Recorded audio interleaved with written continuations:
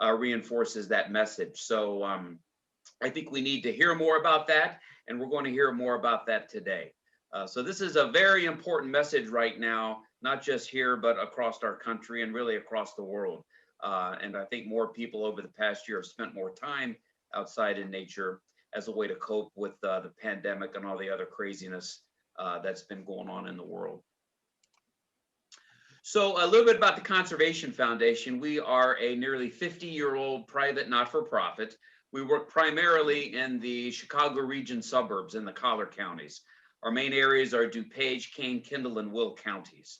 And like I said, we've been doing conservation work for quite some time.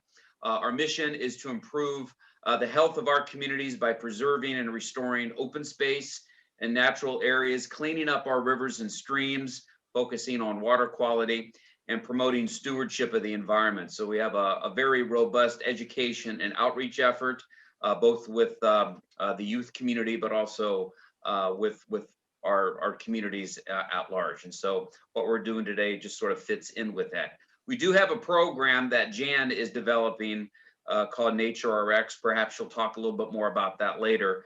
But we've been able to form a Nature RX coalition here in DuPage County and hope to expand that out to the other counties. And we're working on a Take a Hike initiative for later on in 2021. So we're really happy that you're with us today to learn a little bit more about the science behind how being outside in nature improves our health in general, and specifically our mental health. If you've joined us on these in the past, you know we're able to offer them for free. And the reason why we're able to offer them for free is because we have sponsors. So I want to make sure that we acknowledge those sponsors. The first, I'd like to thank the DuPage Foundation, which is a community foundation based here in DuPage County. They've been supporting this event for years and years and years, and they currently are supporting the development of our Nature RX DuPage program. So we want to thank the DuPage Foundation. We also want to thank DuPage County and the Cool DuPage campaign. And I specifically want to say hello to Sheila Rutledge, who is the new chair of the County Board's Environmental Committee. And Sheila, we look forward to working with you in the future. Also want to thank the DuPage County Stormwater Management Program and the staff and the Stormwater Committee at the county for also supporting us in this event over the years. The DuPage County Forest Preserve District, Christopher B. Burke Engineering, Bedrock Earthscapes, and also NCH2, which stands for Nature, Culture, and Human Health. And you're going to hear a little bit more about that here shortly. So with that, again, I want to thank the sponsors. I want to thank all of you for joining us today. And it's my pleasure right now to introduce a good friend of mine who is also very supportive of the Conservation Foundation, and his family's foundation also very supportive, the Nayar Family Foundation. I want to introduce Ramon Nayar with the Nayar Family Foundation. Ramon and his foundation have been involved in the development of our Nature RX program and with the messages and the content. Ramon is a cancer survivor, and we are very happy that he's healthy. And as he's going to share his personal story with you, he's been able to integrate nature into his overall wellness program. So with that, Ramon, please let us see you. And I'm going to turn it over to you, my friend. Thank you. Hello. Good morning.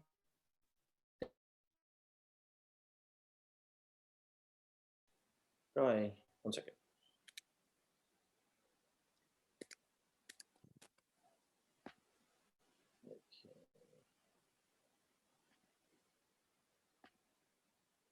Everybody can see that? Yes, we can see it, Ramon. All right, great. Thank you again for the introduction, Brooke. It's been really great getting to know the Conservation Foundation for several years. Very, I feel blessed and grateful to be a partner with the Conservation Foundation and really help to establish an impact portfolio of just making the world a better place through their different programs. And it was interesting how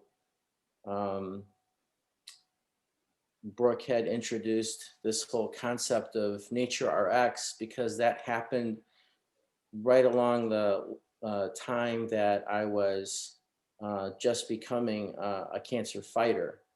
Um, Previous to that, um, I had been a volunteer, and I didn't really know a whole lot about cancer.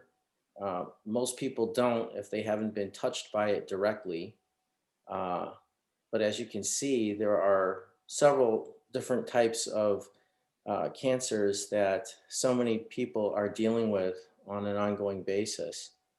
So I wanted to share with you a little bit today of the different roles I've been playing uh, with my journey through cancer, and how there's this ongoing recurring theme of how nature seems to uh, continually offer reprieve, a way to decompress, a way to just navigate this whole notion of cancer support. I started back in 2013 as a volunteer for this organization called Flashes of Hope. They provide complimentary portraits for families where their children have been touched by cancer. But other than that main experience, volunteering definitely provides a lot of support for not only the fighters, but the parents and the loved ones that are trying to look after and take care of um, those that are touched by cancer. There's different activities that people have been involved with. Some of you may have been involved in a 5K walk or a marathon, or potentially a Jeep charity convoy, or been in some roles like mentoring. This is a recent uh, charity event by Bike Bald, not too far from here. And it's just amazing the kind of turnout that happens. But there's something about people just wanting to be outside that I think just brings people together, as well as just instills this whole notion of community. And then just being outside to reflect on those experiences as a volunteer has been really helpful. Before I was diagnosed, I used to take a road trip solo just to a different national park every year. So this was actually a beautiful sunset I saw on my way to Yosemite for the first time, um, just off the highway in Nebraska. Um, in 2015, after I came back from an overseas set of assignments, I myself was unexpectedly diagnosed. And there's a lot that goes on with trying to uh, just assume the role of a fighter. Um, when you're a volunteer, I think your empathy only goes so far. When you become a fighter, I think it becomes a lot more real, and you can definitely appreciate what other people uh, have gone through or are going through. There's definitely a very confusing and complicated set of things to navigate as it relates to not only your medical care, but also your well-being. So you frankly just don't lose your mind. And being able to find ways to get outside, I think, in any capacity, depending on how strong you are or how you feel, I think it's just been such a instrumental component of anyone that's going through.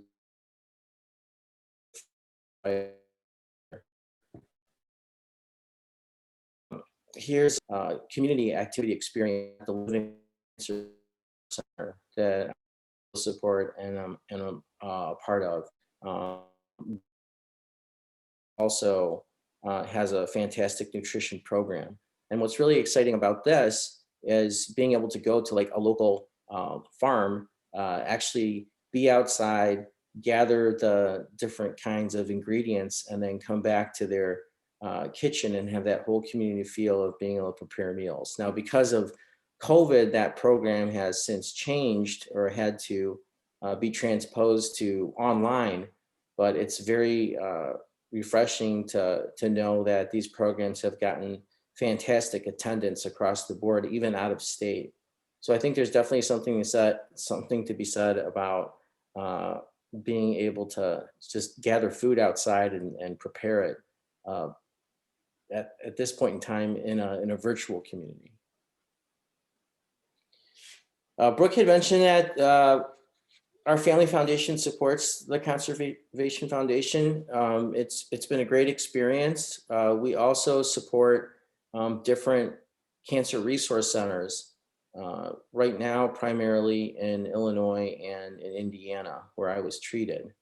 I think being introduced to different programs really helps myself get a, a broader perspective in terms of what different communities are doing to support their um, their folks that have been touched by cancer. What I love to do is to be able to cross pollinate ideas of really fantastic things that are happening in different cancer resource centers and nonprofits. And so it's been really exciting to see how Wellness House has already led a few programs for the Conservation Foundation as it relates to forest therapy walks or different types of things where there's common ground between what Nature RX aims to do as well as what these cancer resource centers aim to do for others. Here's another shot of just being out in the field with Nancy Zawicki, who is the clinical oncology registered dietitian over at Northwestern's Lingual Cancer Resource Center, and one of the local farms that we drove by to gather some ingredients before making some good food. Another role that I had to assume that I wasn't planning on assuming, and I don't think anyone is being a caregiver. I was already coming up on year 4 of my 5-year cancer timetable. Everyone's cancer is a little bit different. Thankfully, I was able to get through a 5-year timetable with no setbacks. But my father had been unexpectedly diagnosed with pancreatic cancer in the summer of 2019. And that was pretty tough. But being able to understand already a little bit of what it was like as a fighter and as a volunteer helped me to once again just try to reflect and embrace different ways to deal with the undertaking of not only taking care of my father, but also trying to keep it together so I could be strong for my mom. So it just so happened that Brooke was leading the infamous Fox River canoe tour. And this was just at the beginning, right before my dad had been officially diagnosed, but there was already some suspicion and concern of him having some complications. And I think when you're dealing with so much uncertainty, it can really be a huge stress that takes away focus, that keeps you from being centered. So very grateful that we have so many different open spaces at our disposal to just enjoy and embrace and find that way of just staying on top of things. Another role that I've played in my journey with cancer has been a speaker. I got to speak at the Chicago Mercantile Exchange in conjunction with the Movember Foundation. And I think that's a great opportunity in terms of being able to demystify a lot of assumptions that are made when it comes to people that have been touched by cancer. Um, I think there is a huge opportunity to introduce the concept of Nature RX on other platforms, as well as to introduce different resources associated or in collaboration with Nature RX that can just help other people. With the goal being to leave the audience a lot more informed about knowing their health history, their family's health history, knowing what kind of resources are available, whether it be navigating insurance and medical care to just getting your basic needs met, such as groceries or rides, as well as understanding what cancer resource centers are there for and what they can do to help support you. So hopefully down the road, there will be some great opportunities to be able to develop different facets of Nature RX even further so that other cancer resource centers can form stronger partnerships and come up with more innovative programs. For example, maybe some of their programs that were once in their facilities, which isn't possible right now and hasn't been for almost a year now, to bring those different types of programs and activities to a nearby forest preserve or park district or outdoor space where things can be more socially distant and safe. Uh, One of the things that I enjoy doing is uh, storytelling by way of being an artist. I had mentioned that I had gone overseas before I was diagnosed. So it was a really great opportunity to be commissioned overseas to do a number of different assignments.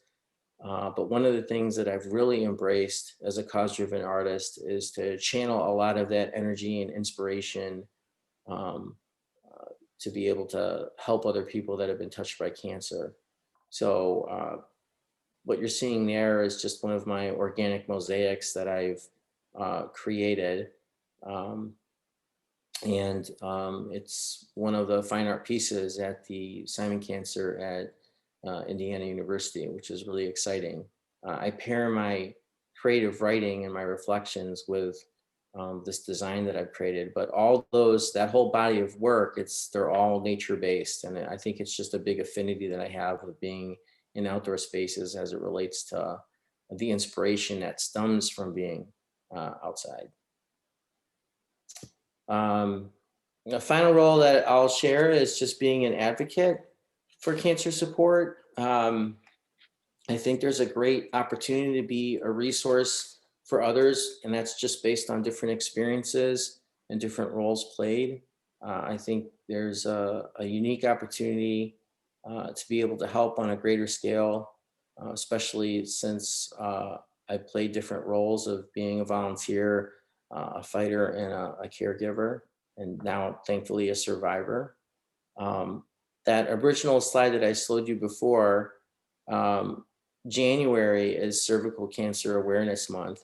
There's a conservation planning effort that's underway at for my remodel, and so it would be great to look at ways to honor different types of cancers, which are currently done with different colors. You'll notice that August coincidentally does not have an assigned uh, cancer to it. How amazing would that be if August could make its way to being established as Nature RX Awareness Month? I think that would be fantastic. Um, and the beauty that comes with celebrating those colors. This is actually just from this morning in my backyard. All the trees, the beautiful shagbark hickories and oaks, they cycle through different colors each month to honor the different cancers. And with that, I will close. If there's any questions, happy to address anything. Ramon, thank you so much. I know we've been going through this journey with you over the past few years, and we're also very happy that you came out on the other end great, and that you're willing to share your personal story with people. And I'm sure a lot of people can relate in one way or another with your story. So thanks for helping us draw that connection between nature and our health and how that's affected you. I want to turn it back over to Jan. Jan is our DuPage County Program Director here at the Conservation Foundation. She's been organizing this event for many, many years. And so Jan, thank you for putting this together and all your hard work. And I'm just going to turn it over to you. Okay, thank you so much, Brooke. And thank you, Ramon, for your presentation. It was really good. With that, I would like to introduce Dr. Teresa Horton, who is an Associate Professor of Research at Northwestern University. I'm not going to read all the biographies. It's in the agendas that you have received and will receive again. With that, I'm turning it over to Terry. Okay, there we go. Let me share my screen and start my presentation. Okay, so as part of the welcome portion of today's program and the stage setting for today, I would like to emphasize the need to build coalitions. Brooke alluded to this and talking about the DuPage County Nature RX Coalition, but there are other coalitions developing around the Chicago metropolitan area and the multi-state Midwest area and also across the nation. And the reason for this is that we need to build coalitions across interest groups. And that's what I want to emphasize in my brief presentation. And the reason for this is that the research and evidence base for the health benefits of nature is growing. And this is just a quick example of the rate at which papers are being published and how it's growing exponentially. This is just a very quick search on a very limited number of keywords that I did in the medical library, the National Medical Library called PubMed. And it shows this is from 2000 to 2021, and you can see the exponential rate of growth at which publications are increasing. And in fact, for 2021, we've been publishing, or the community has been publishing about one paper per day. So there's a lot of information to digest, and the growth is occurring across many different research sectors, from physiology, psychology, public health, and conservation. What we're also seeing is a recognition across these different research interest sectors and also the policy and programmatic sectors in uniting the communities of the conservation communities and the public health communities, because we're recognizing that the health of the planet and health of humans is a two-way street. And that if we're going to help change policy, if we're going to create a movement, we need these different sectors to work together. And so in a sense, what we need to do and what the Conservation Foundation has shown and is leading by example is the need to unite communities, to bring together the environmental justice communities, the conservation communities, the public health communities, in order to have this kind of massive impact. And so again, the Conservation Foundation has shown some of that and is leading. The other is the organization that I'm involved with, which is Nature, Culture, and Human Health. This is a group that was founded as a result of the Forest Preserves of Cook County's centennial celebration about, back in 2015, 2016. But we've become an independent volunteer organization with the goal of using information about the health benefits of nature, such as the importance to physical activity, cognitive restoration, stress recovery, and everything that Ramon was just talking about, to address national and regional health issues, especially mental health. And by focusing on issues that may give people essentially a piece of commitment that's based on their enlightened self-interest toward their own and their community's health, we hope to build a stronger and diverse constituency that unites political, civic, and community support for conservation efforts, for making nature more accessible to everyone, and to help support and engage communities to provide the financial investment to do the conservation action and advocacy to change policy in order to make spaces and programs available so that everyone can benefit in an equitable manner. So if you would like to connect with me or the Nature, Culture, and Human Health organization, what we try to do is to connect people. We are essentially a connector and a networking organization. We don't want to reinvent the wheel of what anybody else is doing, but we just want to be able to make connections between groups who are already doing the things they do very well. So if you want to reach out and join us, you can email us at nch2.chicago@gmail.org. Check out our website at nch2.org, or you can just email me directly at northwesternuniversity.edu. Thank you very much.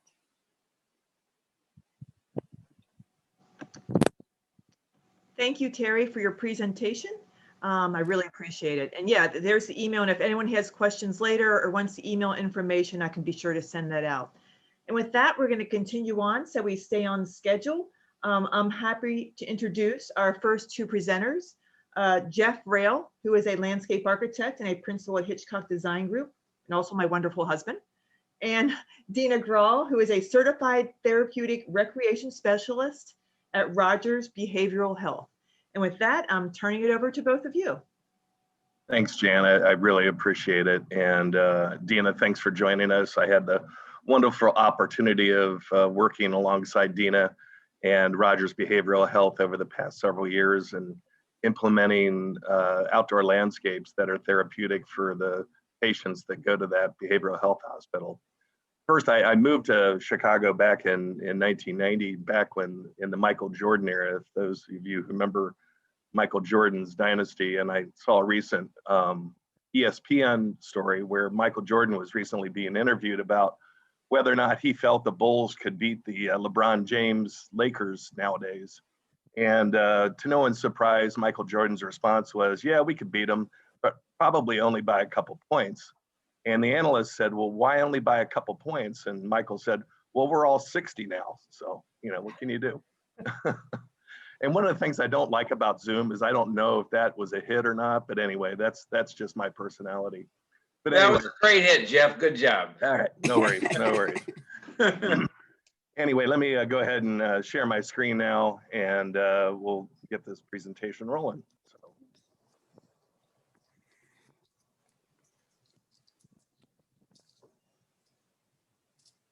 Alrighty, everybody see it okay? Yep, it looks good. Okay, awesome.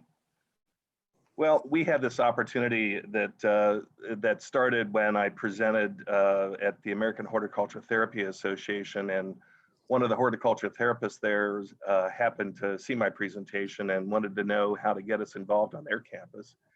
Just so happened her husband was the CEO of the hospital, so that worked out pretty well for us.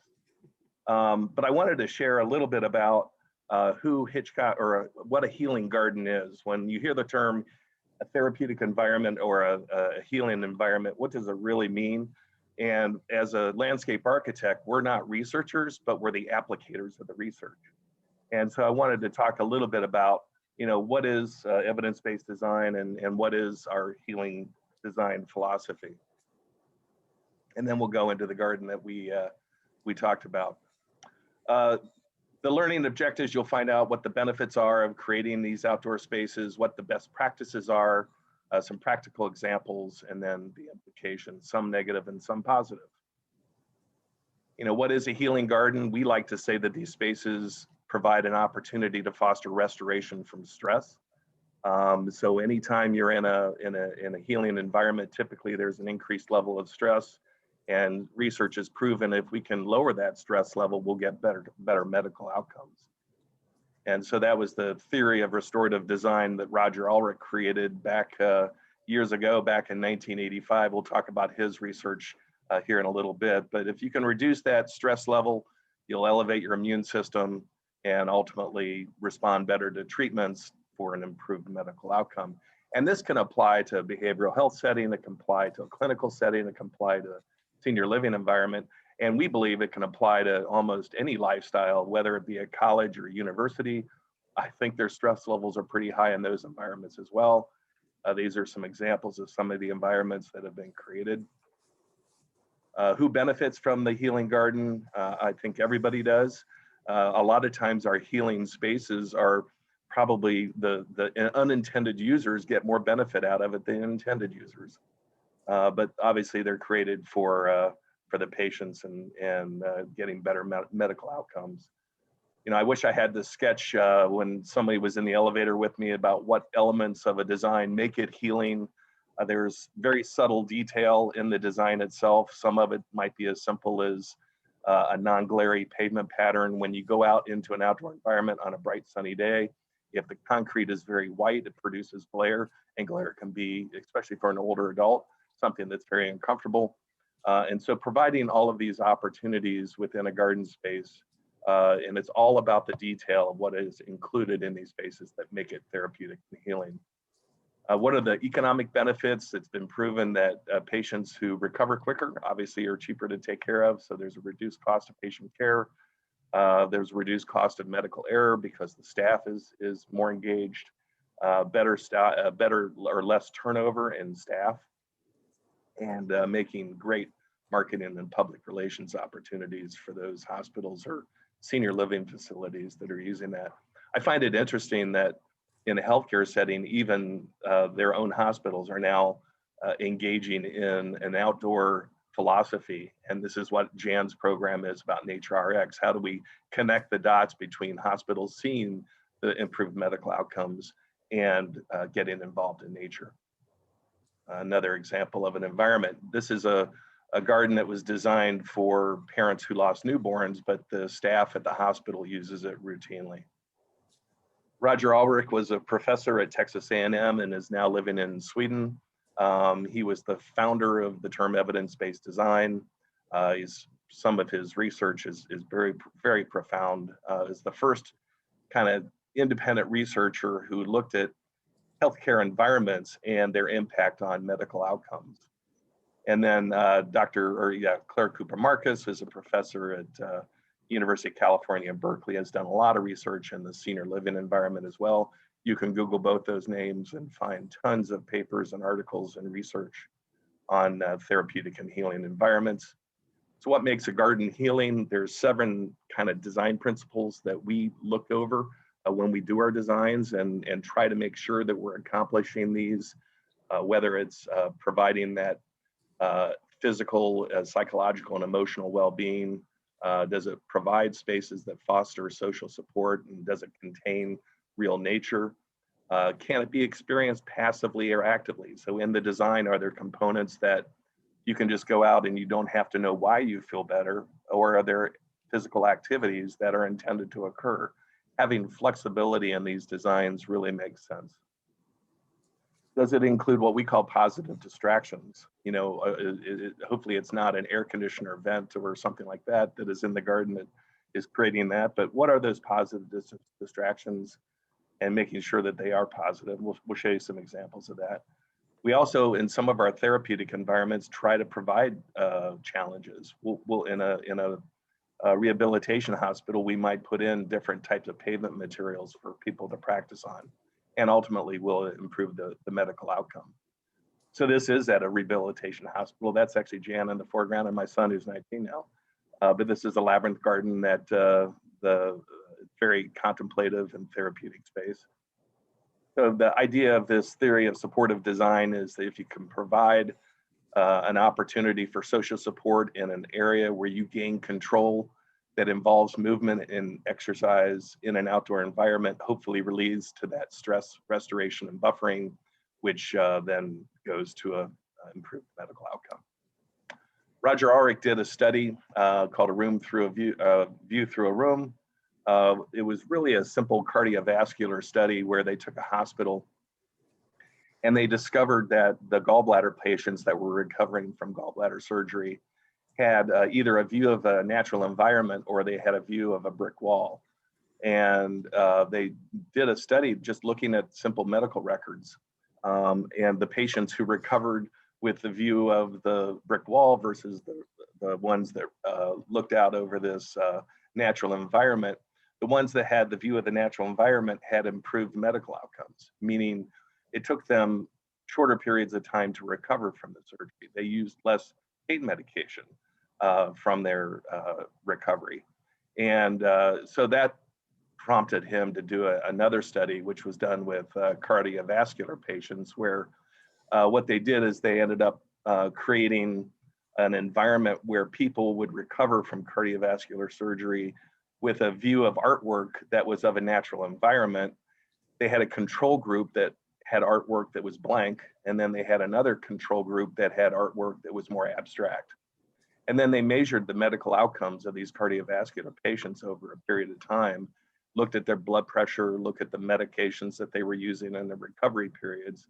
And to no one's surprise, the ones that recovered to the art that was much more naturalistic had improved medical outcomes. But to their surprise, the ones that recovered to the abstract art actually had worse recovery periods and used more pain medication than the control group. And that was a little bit of a surprise. So my comment always is, when in doubt, go what Mother Nature would tell you, and include Mother Nature in your recovery process. So macro versus micro, we take a look at this very, very detailed design philosophy of a garden space, and we sometimes apply it to the site planning efforts. What we try to do is make that experience going to your facility as stress-free as possible. Is the main entry definable? Is the parking convenient? We've all gone into that setting where you couldn't find a parking space on a hospital campus, and all that does is start to increase your stress levels. So we can take these philosophies of creating a healing environment to a much broader scale than the individual gardens. But providing these details within either a senior living environment or a behavioral health setting really are impactful. And these are just some examples of what those spaces can look like, intergenerational opportunities that might surface from that. This is, they're doing an Easter egg hunt on a roof deck, and we'll talk about this project in a little bit. Providing these opportunities for staff to have a respite so they can kind of get away and decompress from the stressful environments that they're exposed to. And just getting outside in an active gardening setting. This is a great example of one of the terms I used earlier, which is a positive distraction, something that's interesting to look at, something that's natural and outdoors. And let's see, there we go. And providing these natural distractions, whether they're plants that attract butterflies. And here's an example of what we might consider is maybe not a positive distraction. This was a cancer center. This was a thought from the administration to provide an interactive water display at a cancer hospital. The idea that you would be able to go up to a panel and play with it and have water squirt out of a cannon. And although this might be a great venue at Disney, the thought was at a cancer hospital, when you have an IV plugged in you and you're going through a very stressful period of time, having this interactive water component maybe isn't necessarily the right type of distraction that you're looking for. There's no right or wrong in this, but what we always default to is, what would Mother Nature do? And so the thought that we transformed this into was much more of a natural setting, more of a waterfall. So some of the characteristics that we look at in these spaces are listed on this page. We'll kind of cruise through this. Looking for those flexible spaces, seasonal interest, the outdoor spaces need to look good all year round. Engaging the senses to the tinted pavement we talked about earlier.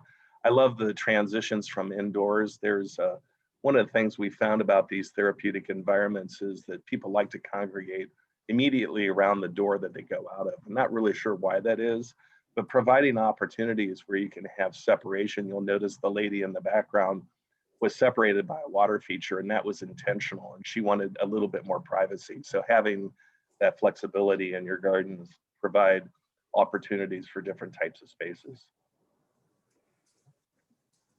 A lot of visual images just to see here. Things to avoid in these therapeutic spaces are pretty common sense stuff. Lack of shade is obviously an issue. The ambiguous art, this was actually at a behavioral health hospital. This was a $250,000 gift at a behavioral health hospital. The reaction from the staff and the patients was very negative. Even though the intention was great, the unintended consequences were very negative, and they ended up having to remove that. So Shade patterns are another one that we pay attention to in our senior living environments we'll talk about earlier, and that's why I bring up this lovely graphic that makes you dizzy when you look at it. Maybe not the kind of thing that you want to focus on in a healthcare setting. This was a opportunity that a group of donors approached a hospital about creating a garden for parents who lost newborns.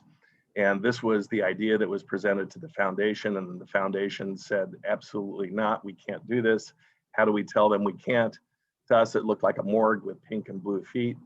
We took this inspiration and said, but the feet kind of look like butterflies. Can we turn the feet into butterflies and create a butterfly garden? And that's exactly what we did. We created a design where you could go out into the environment and have your newborn memorialized within a butterfly. And then all of the plants were chosen to attract butterflies as well. Finding opportunities to fund these is also an interesting component, because some of these outdoor environments do come at a cost. This one was an opportunity where the contractor had to implement a temporary driveway condition. The donor or the owners of the facility actually liked the revised driveway configuration. It was simpler for them. And the contractor had $400,000 in his budget to restore the driveway. And so the owners got a $400,000 bump in their budget to develop a garden space that was a much bigger opportunity than they originally anticipated, and they got it funded. So not only did they get a bigger garden, they got a better garden. And that's the one positive distraction. This is the view that at a children's hospital, the kids that are going through chemotherapy, this is the view out their window. This is a senior living community. This is a roof garden that we did recently. This was the existing conditions. And I remember the nun who was slapping my wrist right there, telling me, why would we ever invest any money on this roof? Nobody ever goes out here. Well, there's a reason nobody goes out there. It's not really pleasant space. And they didn't have a lot of resources. They only had they had really no resources to find yet, but they were gonna have a fundraiser, and they did raise $80,000 to do an improvement on this roof to make it more accessible to the users. This is a assisted living and skilled nursing facility. This was the design that helped raise the $80,000. The good news is that they had an existing condition situation that we could utilize, and we had to be very cost effective about how the resources were spent. And so we created this design, and this was the outcome, and just a terrific improvement to the quality of life for the residents that live there. Believe it or not, that's the after shot, introducing trees and plants that attract butterflies, subtle water features. We had permanent shade structures. The interesting story about the gentleman in the foreground is that we also are concerned about shade patterns. This particular structure uses a perforated metal panel that creates a very subtle shade, and not something that looks like steps or somebody with poor vision would look at as a hazard. But his chair was sitting where his left hand was in the sun and his right hand was in the shade. And he was commenting that he was really surprised at how effective that little subtle shade was, because his left hand was hot and his right hand was cold. And so these were the elements that were introduced that make this a healing environment. Those programmed activities, you'll notice the handrail gives the occupational therapist an opportunity for some of the seniors that are trying to rehab from an injury to go walk without their walker. The furniture is flexible and allows the residents to rearrange the furniture to hit that proper shade pattern that might be during that day. Positive distractions like the water features and the butterflies. This is just the polar opposite of spending. This is a children's hospital down in Peoria. You can see in the foreground of the children's hospital, there was a large roof deck. It was unimproved. All of the patient rooms overlooked this pretty ugly roof, and they had an issue. It's being a downstate hospital. They got about 10 to 12 helicopter visits a day. And so how do you develop this garden space and in a way that can make it feel comfortable? The design that was developed that we did was something that where a third of the garden was accessible to the public, the other third was still a garden but not accessible. That way we can control the wind noise, the wind and the noise from the helicopters. This was a well-funded project, not 80,000. This was a $2.5 million garden. So on the opposite end, weight is an issue on a roof environment. We developed these large screen walls that were implemented, but they're actually styrofoam. They have a skin on them that gives them the appearance of natural stone, but they could literally hoist these up. The structural engineer went insane when he saw these on the roof and thinking that they were 2-foot wide stone walls, but actually it's a little bit of a Disney trick. And the way to get a natural stone wall in a roof environment was really pretty cool. The shade structures were intended to provide that overhead canopy that you get from a tree, and they're attractive to look at from when you're in the hospital looking down at the garden as well. And then this is the effect, once again, in using a combination of perforated metal and steel grating, just painted steel grating to give the effect a very cost-effective way. You'll notice in the foreground, the speakers, we've found that sound is an element in a garden that can be very impactful. It engages that other sense and can help provide that positive distraction. If you go to any outdoor shopping mall or when you're walking down that mall at Disney, one of the things that you'll notice is the sound. There's that very happy music being played in that background that engages your senses. So introducing sound in these therapeutic environments is an impactful element that engages that extra sense. Subtle details such as the benching. This is one of the benefits of these styrofoam walls was we were able to basically design whatever shape and configuration very cost effectively, also integrating the subtle lighting details into it. Turned out to be an awesome space that gets actively used. Just hot off the presses, just wanted to share with you this garden. It's part of an intergenerational medicine where patients who are recovering for some sort of traumatic healthcare issue, whether it be cancer or a hip replacement, this is where you can go in and heal your spirit. If you've lost your hair, there's a beauty shop in there, and they wanted to create a meditative and therapeutic space outdoor as well. These are some of the imagery of the before shots. This construction is going to start on this here coming up in end of April. So we're very excited about maybe the next time we get together sharing you the after shots of this. I love the saying that we came up with. This was actually a saying that was presented by the donor. They wanted the experience that the patients have to be a journey through the garden. And that's what we did. We put it on the water wall. It's part of a positive distraction. And we wanted to remind the patients going through this that it is a journey that they're going through. And there are different phases of that. And the garden changes seasons just like your healthcare does. So now I get to talk a little bit about Rogers. Rogers used to be Rogers Memorial Hospital and recently rebranded itself as a behavioral health as they have an amazing campus up in Summit, Wisconsin. If you get a chance to visit it, not as a patient, but as a visitor, it's an amazing facility. And what I'm going to do is turn it over to Dina and have her tell a little bit about that story. Dina? Thank you, Jeff. One of the things that stood out to me, actually, my journey to Rogers started about 2 years before I started here. I was just thinking about it this morning, and I actually was on a shuttle bus from a hotel coming here to a conference and going to their ropes course. And upon driving up, we drove came down this long, what felt like a really long drive. It was covered in trees and it was so beautiful. I looked to a peer that was with me and said, "This is where I'm going to work."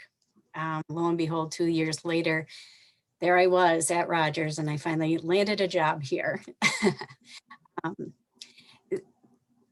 The gardens at Rogers have actually always been a huge part for the majority of my journey.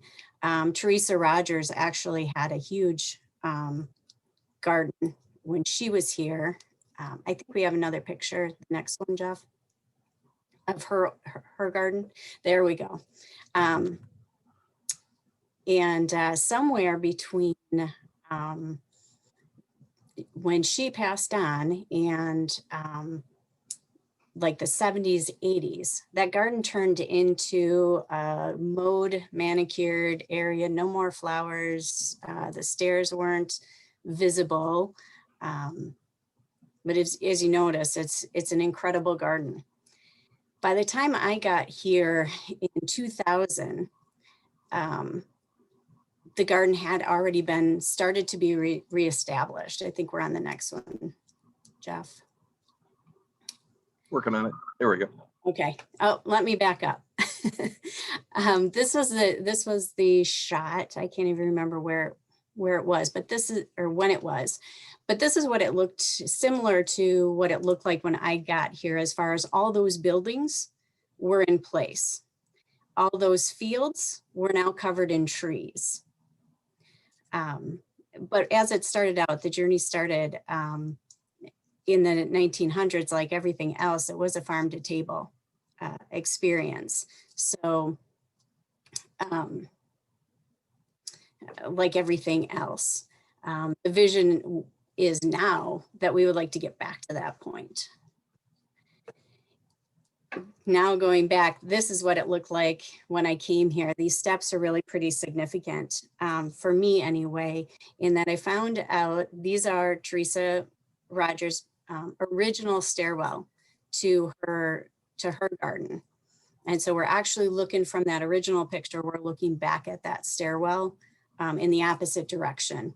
And how it started and how the establishment kind of started was there was an RCS that had been at work walking the grounds with a patient, and she stumbled across a couple of those 3 steps that were kind of sticking out of the ground.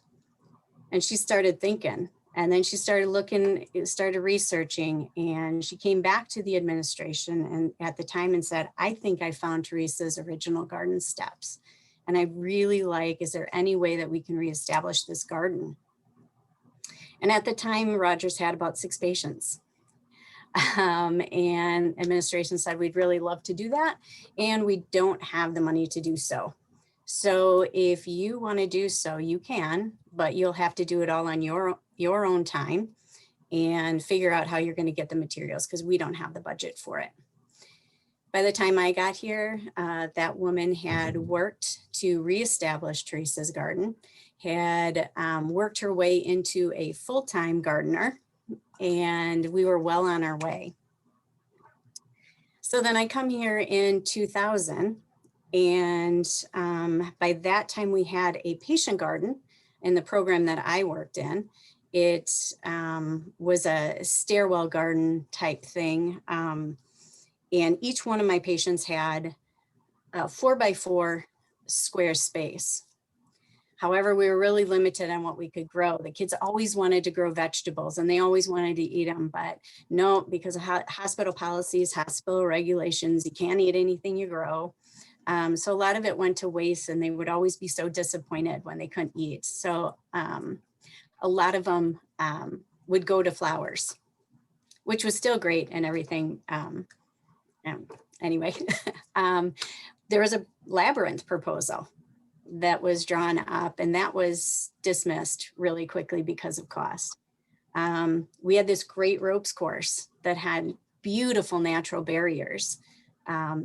And it was amazing, always amazing to me how comfortable the patients were when they got down there, when they were involved in the ropes course, how much they would share compared to what they would share on the units.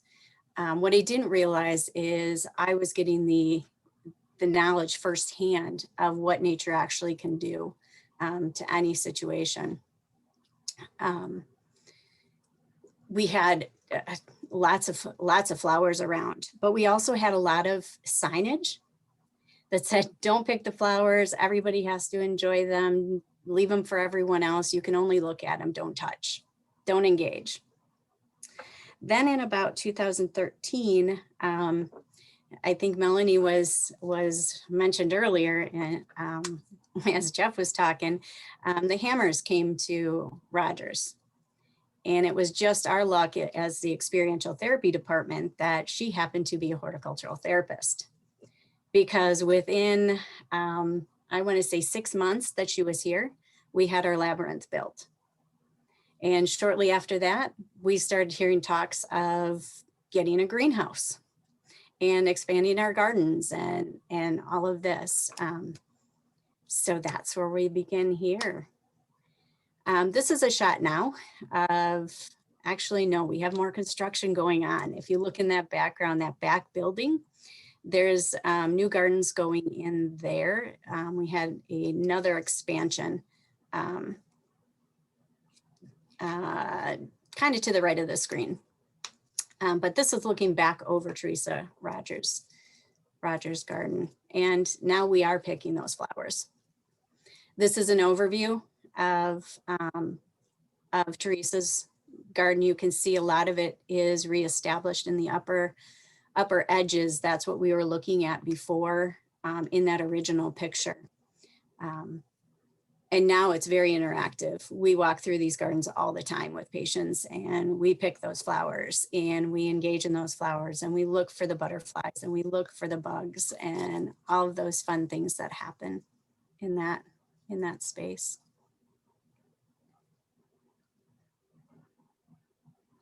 Here's another view, and you can kind of see here, if you look off to the bottom left-hand corner, that's our newest garden that Jeff was also a part of. It's Danny's garden. It is in memory of a patient that we unfortunately lost, and it integrates all sorts of things about him. During the last 9 months, and especially when COVID really hit, these gardens were completely filled. There was a talk earlier in this presentation of how our outdoor spaces became even more valuable during that COVID hit. A lot of our indoor spaces we couldn't use. We had to space out, and so the only place we had was outdoors. And it amazed me, now that I think back on it all, there was times before COVID, I had no problem finding a space in the garden to be with my group alone. During COVID, our outdoor spaces were a hot commodity, and there were times that I would think I would have a place to have a group, and there's a group in this spot, there's a group over here, there's everywhere. I mean, people were everywhere out there, and different disciplines. It wasn't all ET, experiential therapy. It was our therapists were taking their groups out there and having their therapy groups out there. So as hard as this last year has been, I saw a lot of benefits in this happening, because now we have people here outside of experiential therapy that know the power of being outside and using these spaces for their groups and helping their patients relax and open up during those psychotherapy sessions as well. Do you want to go to the next one? These are just the many benefits of having that garden program. And I think this is where the discussions started with the people that were here at the time, as far as starting to create even more space. The space that actually Jeff came in and his group came in to develop. That we wanted a space that we definitely could have therapeutic program. There was some privacy. There was also a place where the kids could go out and have some sensory experience and exploration in nature, and could have some free time space too to explore those things. That space needed to accommodate both large and small groups. But also we wanted the kids in this program to have a space where they could get some quiet time with their family. The visual appeal, nature play came into that, being able to have different garden activities. So actually having a space that they could garden and doing vegetables and those kinds of things. And the greenhouse was always something we wanted. The challenges of creating that therapeutic space was there is a variety of us wanting to use that space. So not only horticultural therapists, we have actually my staff now is to 35. We have 35 therapists that art therapy, recreational therapy, horticultural therapy are all encompassing, and every single one of them, nature overlaps into that discipline. So we're all looking for the ability to use that space. We have so many programs. We have even more than what we started with when we were looking at this space and developing this space. Having a place where, you know, when I first came here, our gardening was during the summer months. In Wisconsin, that's a very small window. So having year round and being able to bring things year round would be fantastic. At the time, there wasn't a registered horticultural therapist on staff. And so 2 years later is when we've got our first horticultural therapist. And then the challenge, you know, there's a lot of old timers. I'm one of those old timers now.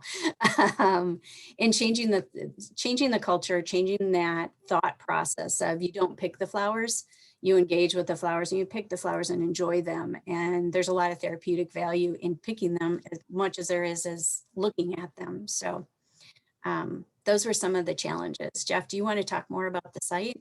Sure. So what had happened is they had built this new inpatient child care center, child adolescent care center for inpatient therapies. And they had this natural courtyard space that was undeveloped. I think I got some photographs of it, and this is your lovely Wisconsin weather. This was probably May. No, maybe not that bad, but that was Melanie in the foreground and myself, and we were out checking out this space, looking at what the opportunities were. It was a courtyard space that was well defined on the edges. It had certain challenges, had some temporary electric access issues. One of the goals that the hospital wanted was for the ability to have patients use the space internally, but they wanted the ability to have a bus pull up from the outside and have kids enter the garden safely. And so the greenhouse actually became a vestibule by which outsiders could enter the garden space and patients could be within the garden and have that privacy. We had some other issues with some air conditioner vents and some condensing units and some electrical outlets that just needed to be conscious of, that they were in the garden space as well. We did have certain entry points to the garden. And so this is the plan that was developed. It was a series of walkways, a central spine that led from one of the main entries, adding a privacy fence, adding the greenhouse component was incredibly vital to the programs. That it was really cool to work with a hospital that had such an interaction between the designer and the therapies that they wanted to conduct. And so we could create, you know, like I said, we're not researchers, but we needed the program. What do you want to do out here? And we gave them ideas. And, you know, one of the kind of conflicting challenges was play equipment. Because we're dealing with child and adolescents, they didn't want this to be that distractive of a playground, although they wanted play to be part of it.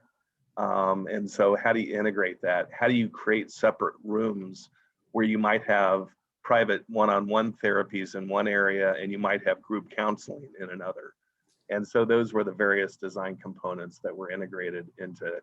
This is a drone shot of what got built. So the central spine that runs through it, the greenhouse that acts as that vestibule into the garden, and then other components, the gazebo, which they have, we have other positive distractions and hidden frogs that squirt water out of their mouths. We have plants that were chosen predominantly native. Somebody mentioned in one of the comments about our designs, and 90% of the plants that we try to choose are predominantly native to the region that we're designing in. This one, Melanie was very insistent on having the majority of the plants natives.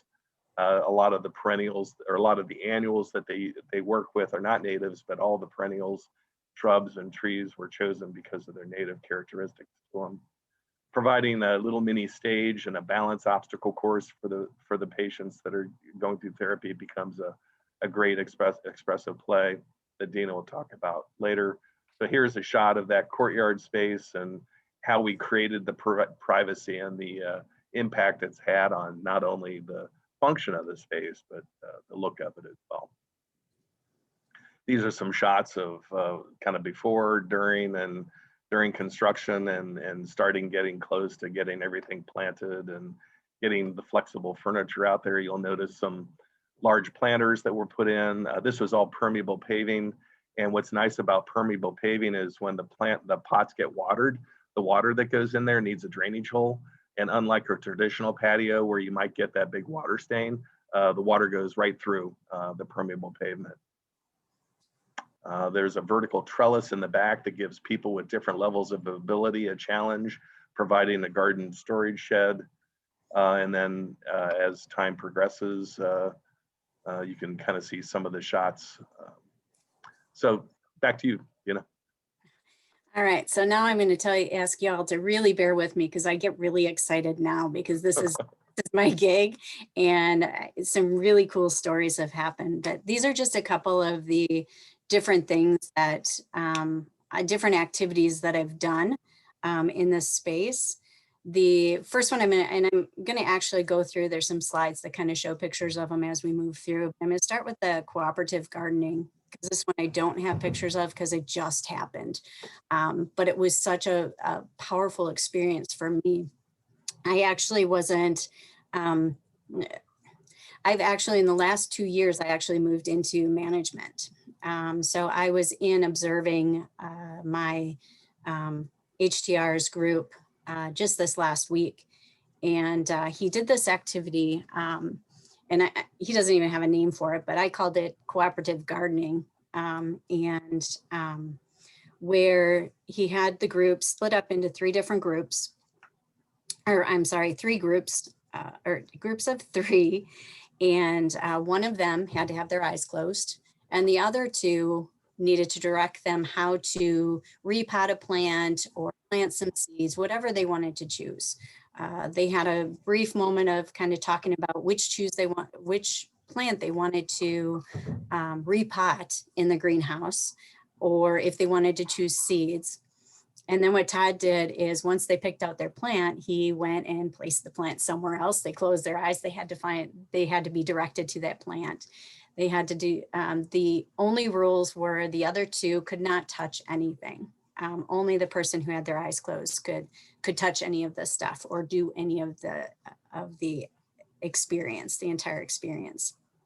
And they had the opportunity to switch around at halfway through as well.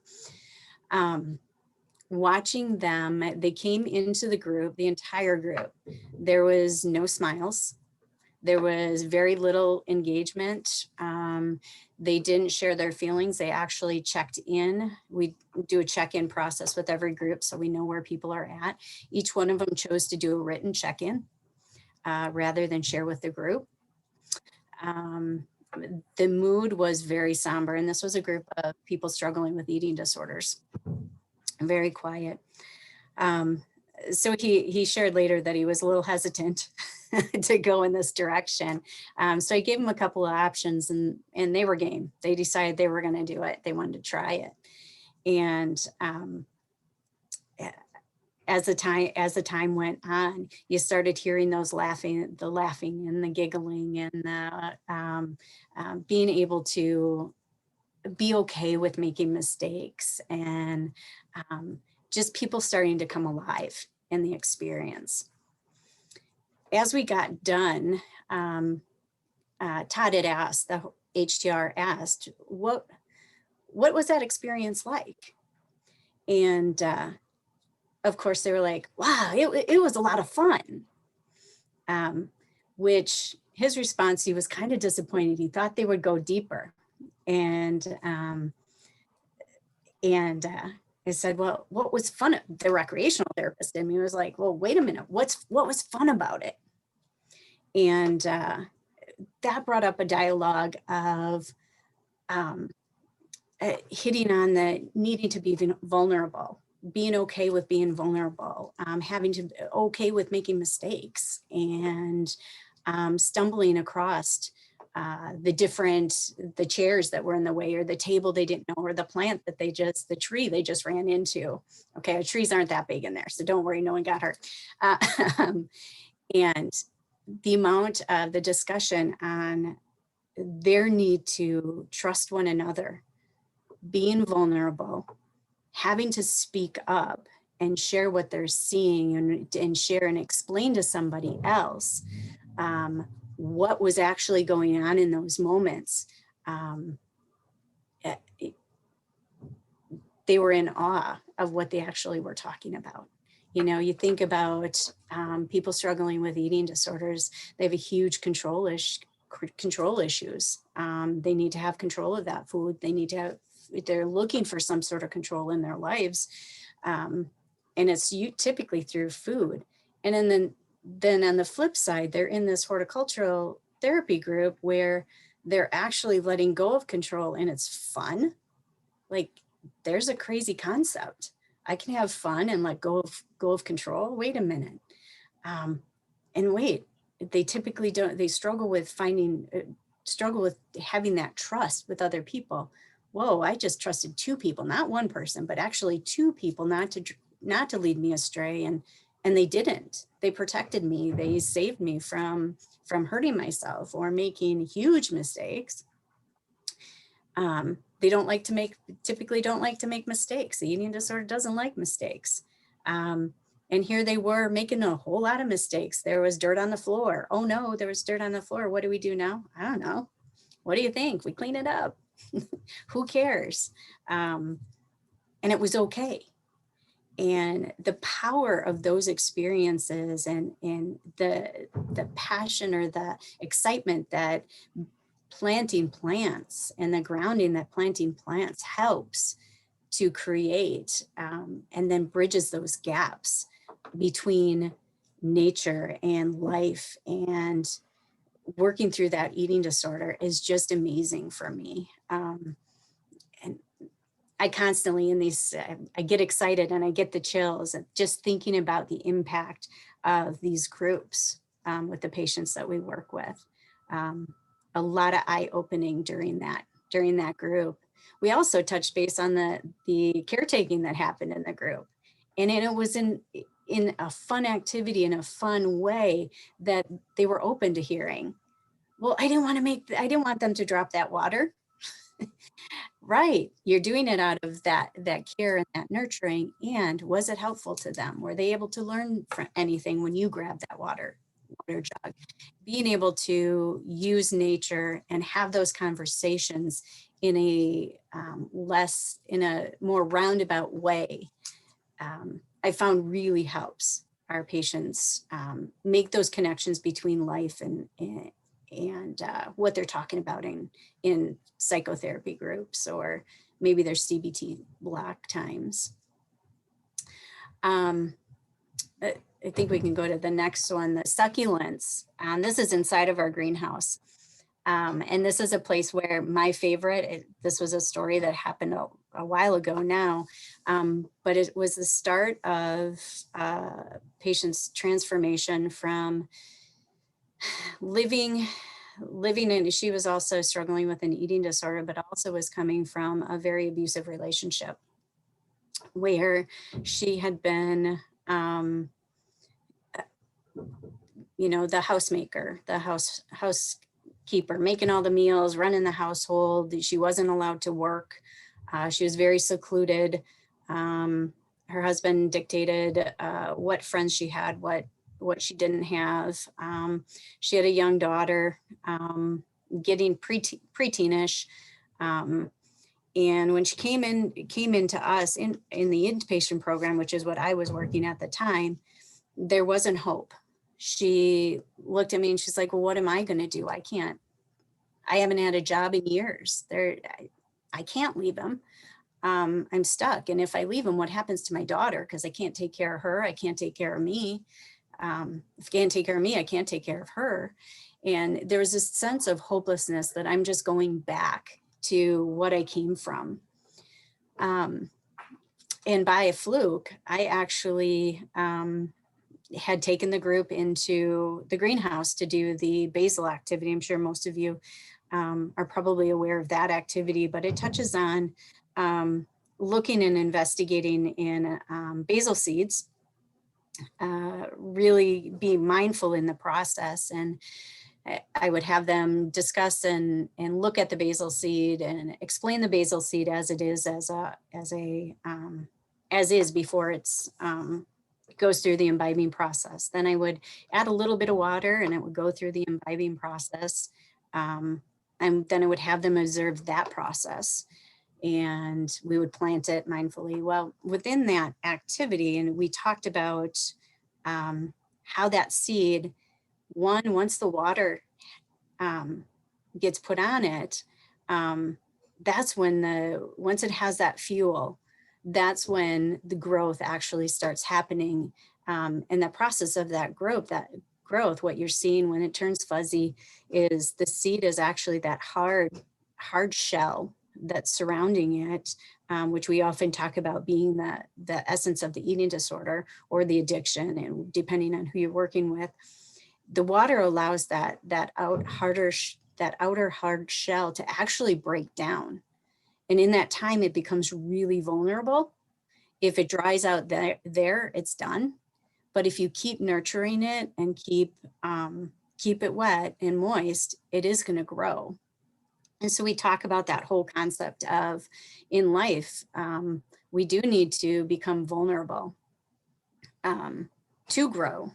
We need to break down that harder shell that's been protecting us, whether it's the eating disorder, whether it's just my front, or whether it's the addiction, creating that barrier between me and other people. I have to break down that barrier to grow. And in that process, all of a sudden you could see this light bulb go off in her. And then she started talking more and more about how she was a horticulturalist, that's what she got her degree in. And she started talking and sharing and educating the group about other seeds that would also do that same thing.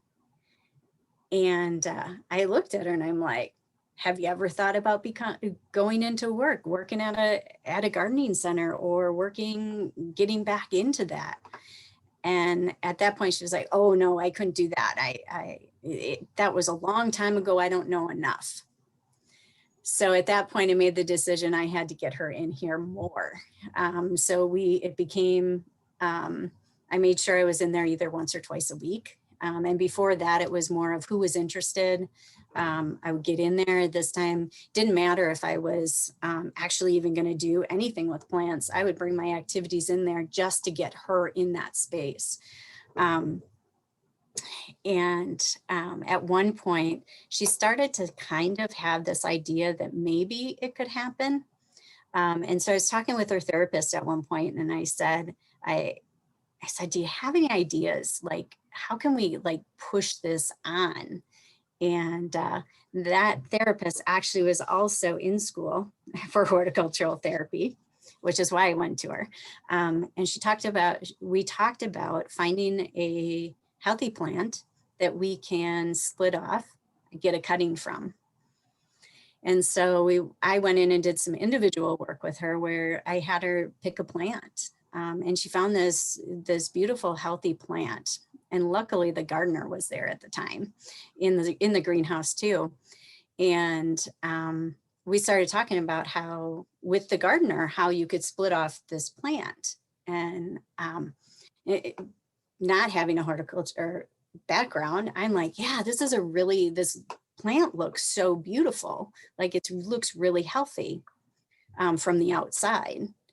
And but we can just snip something off and take something from it and grow. And the gardener's like, well, yeah, and actually, if you look closely, this plant isn't that healthy. So now here we are explaining her life situation from the outside. Her church, her community had a really healthy marriage, but no, there's bugs and there's some stuff going on in that marriage, and that led to her breaking off a succulent piece, just one of the little leaves, and put it off. She actually did multiples. So later we were able to tie in her daughter also being able to flourish, getting away from that plant. The gardener also talked about how if we would have left that plant without intervening, that the bugs would have taken over and that plant would have survived. So all those connections in that experience led to me getting her in the greenhouse with the gardener pretty much daily until she transferred over to the residential program, which she continued with the horticultural therapist at that time.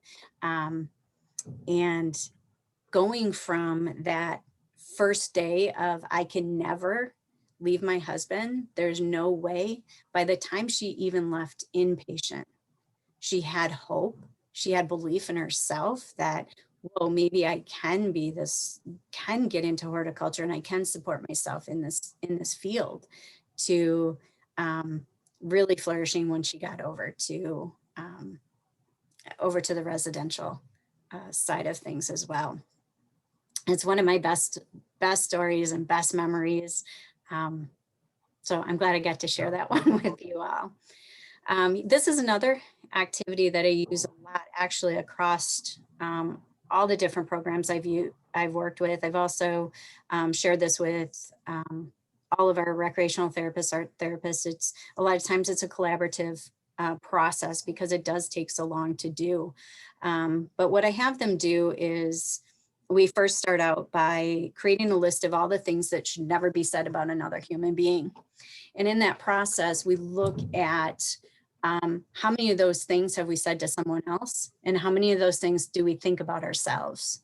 And as you can imagine, people struggling with mental health issues, well, there's a whole lot. It comes into this big visual of we treat ourselves really poorly and we treat others very well comparatively.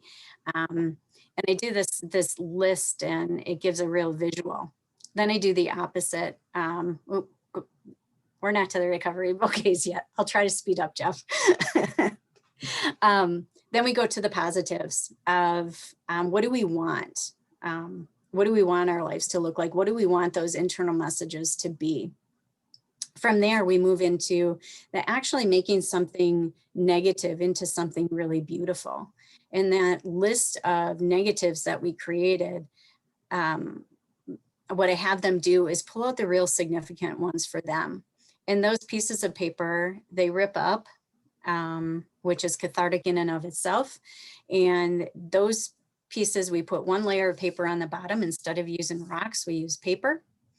Then we put a little dirt and we do a little lasagna, little idea, and put another row of paper of all those things that we want to get rid of, those negative statements. Prior to the outside, you can see we decide what we want to, what are the messages we want to grow in our minds, in our heads, in our hearts. And the outside of the container gets decorated with that. And a lot of times that's where I enlist our therapists to work with the patients on it. So then going back to the whole concept of turning those negatives, because everything that we experience in life can be turned into our benefit if we use them in the right way. And we talk a lot about those negative things and those negative messages growing up.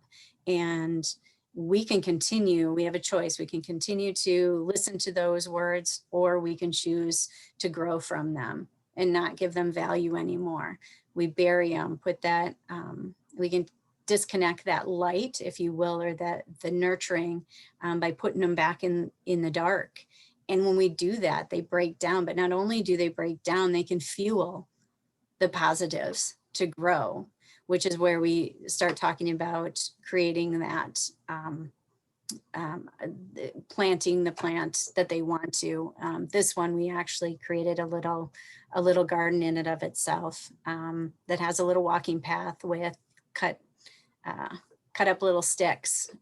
Each one of them has a message: love, belief, hope, all sorts of things in there as well. You got about 5 minutes, Deanna. Oh, dang. Yeah, we can move on from that one. Recovery bouquet, we have so many different versions of this one. This one was where the patients actually went and chose a flower that represented themselves. The large one in the middle, the individual talked about how she wanted to be able to live life big again. More importantly, that little purple one down there, the person said, I like purple. That person actually, you think I like purple is why I chose it, isn't that big of a deal. However, I had given them the directive to choose a flower that represents them. This person didn't love themselves, they didn't like themselves, but yet they chose a flower that they liked. Which was really powerful in that moment when I pointed that out to her. Her mouth dropped and she just kind of looked at me. I'm like, just think about it. Do we have more? I think we have some more in there. Yeah. This is kind of a funny thing and an activity that just kind of grew. We finished up in the greenhouse early and someone found a frog. And so it became the joke, how many frogs can live in a greenhouse over one winter? Answers on the next page. I found 3, but some say 4. We can move. That's that outdoor space that we've had different things over the years planted in there. It actually provides a really nice barrier too.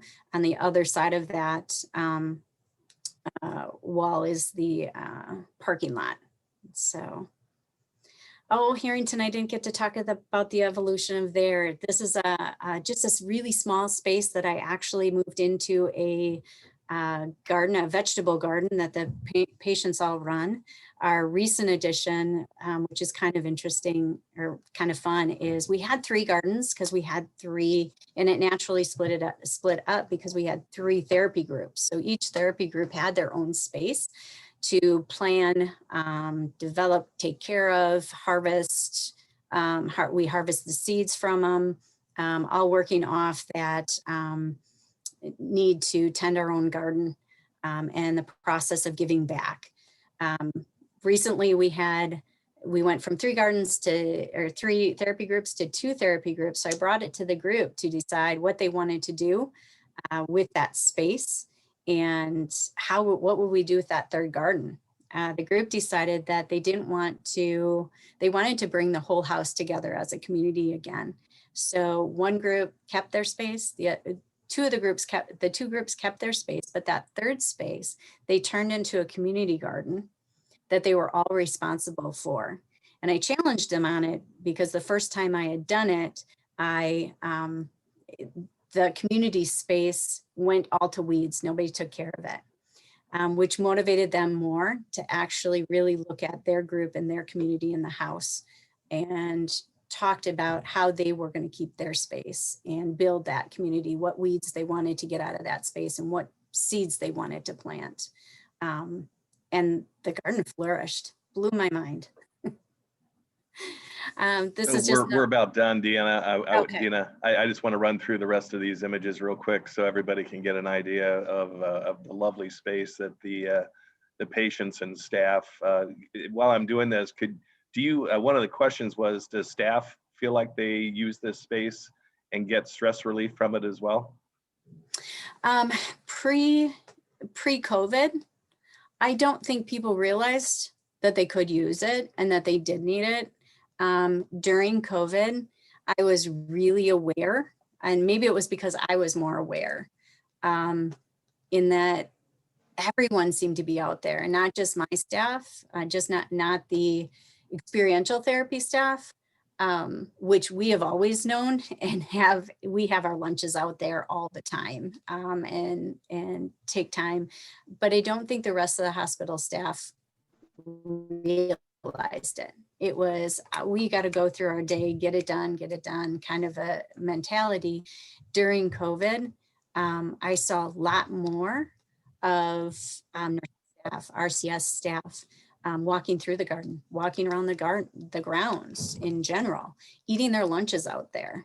And I think that I'm hoping that will actually continue as people take better care of themselves.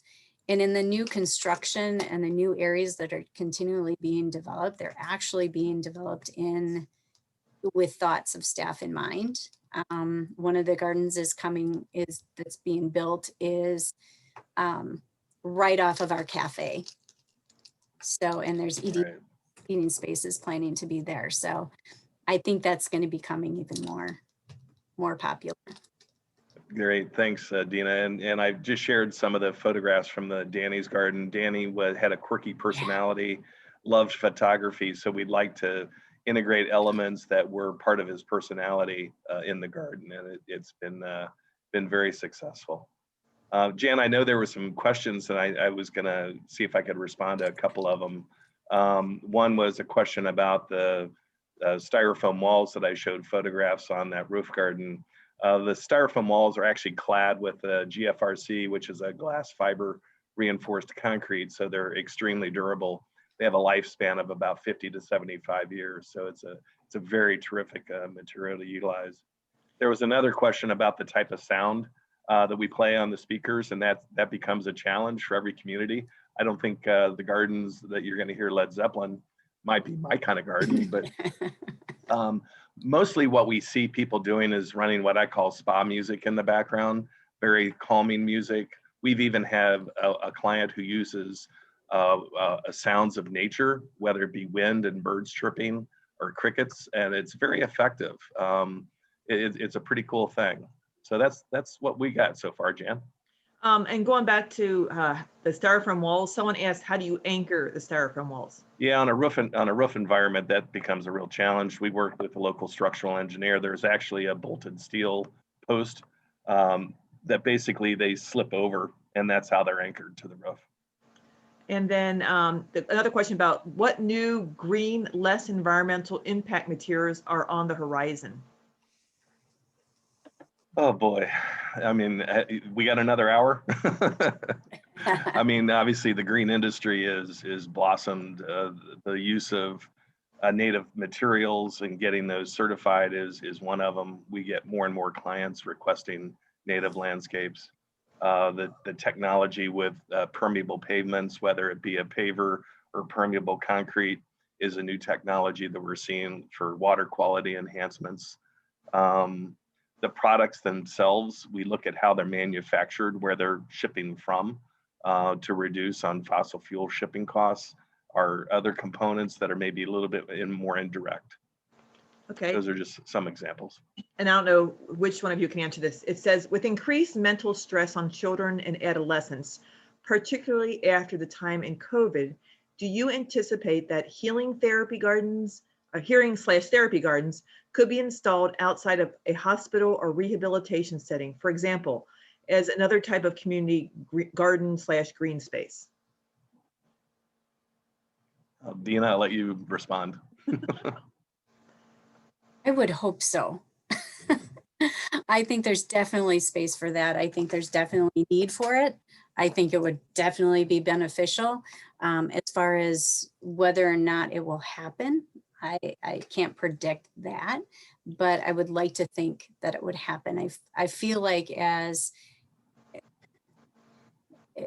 over the last few years, anyways, the people that I have contact with and have in my life, everyone seems to be moving towards this back to basics, back to nature, back to grounding ourselves, being able to ground ourselves in nature. I would hope that this comes to schools and in hospitals, other places as well. I just think it's so important. And I was going to mention that I hope that in the future, it's no longer a luxury to have, it's part of the program. It's got to be part of the program. Yep. Thank you. I don't know if you answered this, Jeff. They were asking, do you use native? I know you mentioned you use native plants because that one person insists on it, but do you use native plants in your garden? Absolutely, like the photographs on the screen right now, Joe Pyeweed, I believe. in the background of the butterfly enjoying that. So that was just such a great image of the butterfly emerging, just like Rogers has over the past few years. How you've grown is so terrific. So. Okay. And then everyone says it's fantastic. They enjoyed your presentation. Here, what about healing gardens being created in school, courtyard, school property?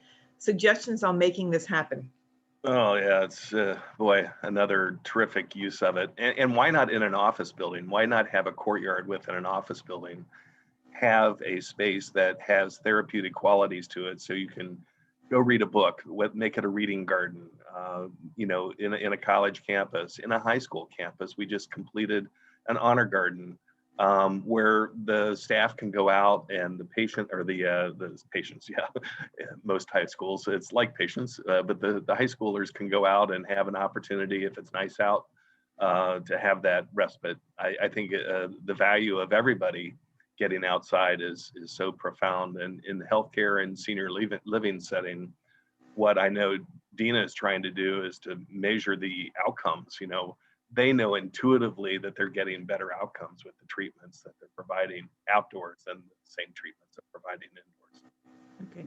Okay. Jeff, I know you mentioned. Can I just add to that too? Yeah. For those of you interested, if anybody's out there interested in creating those garden spaces in their schools, the school that my son went to, actually parents took the initiative to create a community garden, and that's how we got it in my son's elementary school. Was parents helping out to get that started, and then one of my son's teachers got a butterfly garden started, and really she did that through reaching out to finding out if the parents were interested in helping, and we all jumped on board, absolutely. So that's how my son's school, his elementary school anyway, got started. Good. And I'm looking, there's a lot of comments. Thank you for sharing your experience and expertise and inspiration, wonderful stories. And someone asked if it's going to be available. Yes, I'm going to make they asked if the slides were going to be available. We sometimes ask for the presenters to turn in their slides so we can do a PDF, but the slides themselves will not be available. We will have a recording though of the event. And let's see, the gardens, they already answered, you answered about maintenance, right, Jeff, on the styrofoam wall? You mentioned it lasts, about 75 years. Right. Okay. Another question just popped up. I maintain, someone's just saying that they maintain in a 7-acre outdoor classroom in Avon, Indiana. And welcome, Avon. The next, let's see, they're beautiful. I'm trying to see. I think you've answered most of the questions. Great. And there's just positive comments. Everyone really appreciated what you said, and some related experience similar to what you shared, Dina. They went through the similar experiences to the woman with the succulents, and they went on to return to college and got their PhD. So that's a great story. Thank you for sharing that. And with that, I'm going to thank you both, Dina and Jeff, for your presentation. Jeff, I'm going to stop. I'm going to take over your screen. And now with that, everyone, there's a 5-minute break, but I am going to show a fun video about the Conservation Foundation, some things we have. So everyone you can either stay on and watch the video, or you can go somewhere and take a break. And I'm going to share, as soon as I find it, the video I have of we have a YouTube channel. And on that, we have videos that we post. So after 5 minutes, we'll come back, and I got to go back and find it. So I got to, there it is. After the 5 minutes, go take your break, and then we'll be back live again with our next presenter, and I will introduce him, and we will move on after there.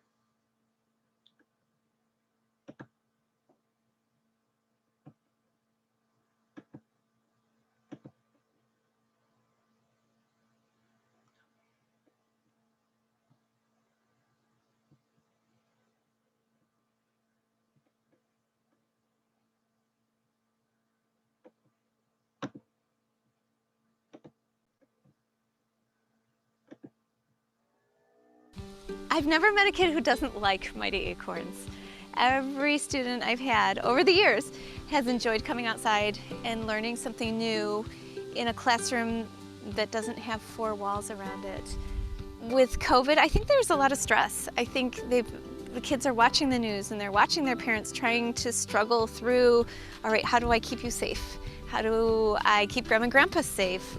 And I think that connection to nature is very soothing. I think it kind of takes kids' minds off of all the troubles that maybe their family is having or their community or the world at large and gives them something healthy to focus on. So I did the week-long summer camp program here, and I also did one of the family adventures. Due to COVID-19 that we can't go to school and stuff, so this is a nice learning experience that we can actually go to. It's harder to learn on e-learning about nature and plants and like science, so this is a great opportunity to further explore that area. Learning through the screen, everybody's doing the best they can, but just so unnatural and difficult. We're happy to have a place like this to go to. I think after being closed down for so many months in the spring, many kids never left their apartments or homes. And I feel that with all that time indoors and being connected to a screen and a computer, kids needed some healing. We received the guidelines from the Girl Scouts that we were just able to do only outdoor activities, and the McDonald Farm was one of the first places that I thought of. The girls can come here, they get an educational experience, and they also get a chance to just kind of roam around and explore. And it's just so nice for we as leaders to see them having the opportunity to be together out in nature and laughing and having fun and learning. It's nice to get some free time away from the screen and outside. My friends really enjoy this place, and I like it too because I'm getting inside in nature, which I really like, and it's also beautiful. What do you like best about coming here? The sensory garden, because it's so cool. Just thankful that there's an outlet to be able to be outside, feel safe, and connect in a way that you wouldn't ordinarily connect. It's a great, great opportunity that's kind of unique to this area. I'm grateful for the Conservation Foundation and Mighty Acorns. Mighty Acorns was able to still give us a virtual lesson and adapt to the virtual format that we had to provide to kids. The kids were excited to see Carolyn, and they're like, hey, there's the Mighty Acorns lady. Coming back to school, we came back September 1st when we went on our fall hike. It was so wonderful for them to see the details of things that they hadn't seen in half a year. The fresh air, talking with their friends, talking with the teachers from Mighty Acorns. At the end of that day, I asked them, how was your day? And they all said, great, it was the best day ever. It's more necessary than ever for kids to be outside in nature.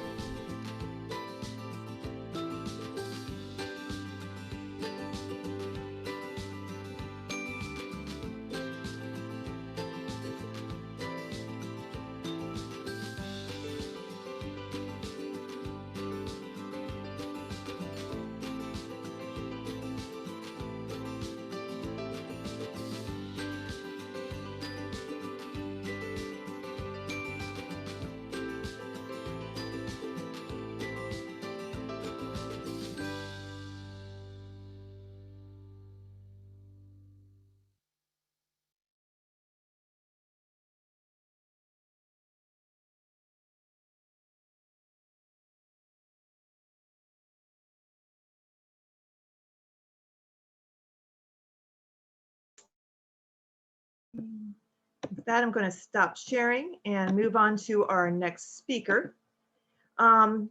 With that, after that short video, I am happy to introduce Dr. David Victorson, who is, where's my notes? I've lost it. He is with Northwestern University. And with that, I'm happy to present, he's a professor of medical social science at Northwestern University. Thank you, David. I'm turning it over to you. Thank you, Jen. Thank you, everyone. This is really wonderful. And thank you, Ramon, Jeff, and Deanna, and Terry. Your talks are all captivating, and I'm excited to be in the lineup here. I'm going to go ahead and share my screen. and my slides. All right. And so, yes, today I'm going to be talking about nature as a holding environment for growth and transformation in young adult cancer survivors and caregivers. So Ramon, again, thank you for kicking us off. I hope you find this particularly relevant, and I know that many of the things I'm going to talk about are going to be, I think, very connecting with what your experience, with what you shared. I have nothing to disclose in this presentation except the things I'm about to tell you. That at Northwestern University, I'm the director of the Consciousness and Health Research Lab. I'm a licensed psychologist by training, and our research focuses on consciousness and how it interacts with our health. We talk about consciousness as a state of being awake and aware to ourselves and our surroundings. And so the focus of our research is dedicated to better understanding the role of consciousness and how being awake and aware can be an important health behavior. Specifically, these are some of the primary areas of research that we focus on, everything from mind-body medicine, such as mindfulness meditation and yoga, digital health, community engagement, and more recently, we've added another square, nature as medicine. I've gotten a chance to write a little bit about different ways in which nature contact can be beneficial for human health.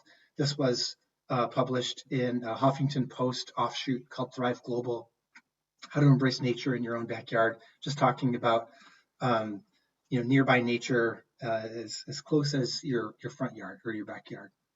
I also recently led a publication called Nature as Medicine, Mind, Body, and Soil, which is a review of the extant literature on the health benefits of nature contact, helps create an operational definition, and poses several research questions for those of us who are interested in studying its effects. I'm the founder and director of the Nature and Health Special Interest Group at the International Consortium for Integrative Medicine and Health. And I was recently an advisor for the Take Care campaign on their brief video called Nature No App Required, which focuses specifically on the ParkRx program. So it's cool that there's such a connecting theme of ParkRx here today. And then lastly, my partner in crime, Dr. Teresa Horton, the founder of the Nature, Culture, and Human Health Network. I'm just privileged to be able to serve as one of the advisory board members for that organization. But when I reflect on my connection to this world and everything, I have to think back to my grandmother, Delilah, who, when her first son, Dale, was 19 years old, he was traveling home from military leave over Mother's Day weekend and tragically died in a car accident. And that sent her into an understandable emotional spiral of depression and despondence. My grandpa, they lived in the Upper Peninsula of Michigan, where I was raised. My grandpa really didn't know what to do, and he also was grieving, and the only thing he could think of was to take her out into the woods where they would pick blueberries. And it was there that she would write and create the poem called Forest Cathedral, which was recited to me and my brothers and my family our whole childhoods. So when I think back to my connection with nature, it really has this grounding intrafamilial connection through my grandmother's experience. And so I'd like to share it with you all right now. Oh, how I love to walk out in the woods. In its calm and still beauty, I have long understood. As I look at the wonders our Creator has made, all the hustle and bustle of this world seems to fade. Down in the meadow, you hear the call of a lark, while high on the hill, some deer feed on bark.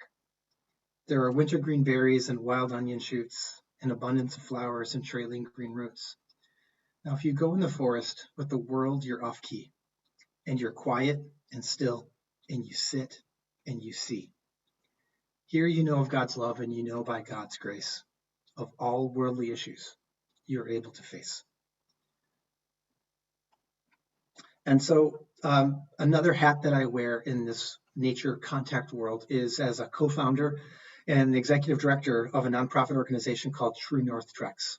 Since 2009, we have been supporting young adults and caregivers affected by cancer by taking them on backpacking and canoeing treks or experiences in beautiful wilderness nature destinations. I co-founded this organization with my brother Scott, his wife Gwen, my wife Gretchen, and then several other people have continued to be involved. And over the years, this has been most of our side volunteer jobs. But the organization has grown significantly over the past decade, indicating interest, need, and success of bringing nature to this population in the way that we try to do it. I'd like to tell you a little bit more about that now. So today during this talk, I want to share just a brief overview of TNT, True North Treks, share some qualitative and quantitative program outcomes, and also touch briefly on some recent COVID-19 data that we've gotten back in terms of how do we continue on with this kind of program, these kinds of programs in this, in the midst of this global pandemic, where who knows how long it's really going to take for everybody to be vaccinated and for it to be safe again to go out, especially to an immunocompromised population. So we focus on emerging in young adults between the ages of 15 to 39.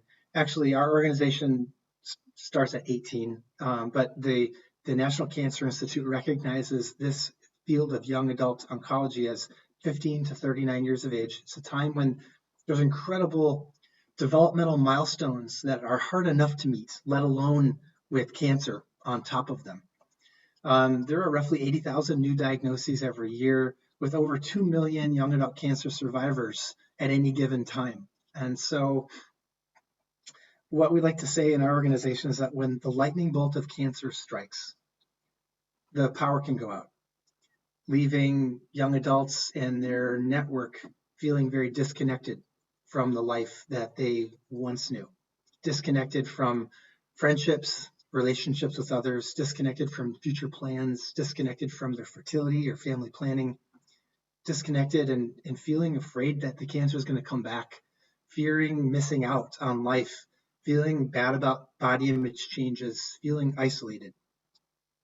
Experiencing financial toxicity is a real concern. So we call this the adverse effect of disconnect. And to try and answer this, in 2009, we created True North Treks, and our mission is to help young adults and their caregivers find direction through connection. Connection to nature after the very unnatural experience of cancer and treatment. Connection to others, what we call the power of finding and being found. And connection to oneself through practice in mindful awareness practices and yoga. In 2017, we were fortunate enough to receive this incredible retreat facility on the shores of Lake Superior in the Upper Peninsula of Michigan. For years, we had been taking groups into the backcountry of Montana, Wyoming, Utah, Minnesota, with great success. However, we increasingly heard from people at conferences and different places, boy, I'd love nature, I'd love to meditate with my peers, but I can't get away for a whole week. And when you go into the backcountry, you need to go for a few days at least to make the trip worth it. It's not a overnight kind of thing. And we also heard from others, I love going on hikes, etc., but I don't want to sleep in a tent. I don't want to be away from a shower or a toilet for a whole week, which we completely understand and realize that our programs weren't as accessible as we were wanting them to be. So we began a search to find a space and a place where we could have trek experiences, but also in an environment where it could bring access to these other groups. And so, long story short, we found this place. It was created and designed by Frank Lloyd Wright's last and third apprentice, Herbert Fritz. So it's created in a very organic architectural style. Jeff, when you were talking, so many things rang true, when in doubt, ask Mother Nature. This place is very much built on that premise. I'm going to show you some pictures now to just show you a few shots of the surrounding area. It sits on 128 acres of northern hardwoods, where there are multiple buildings. You can see we converted a garage into a yoga studio.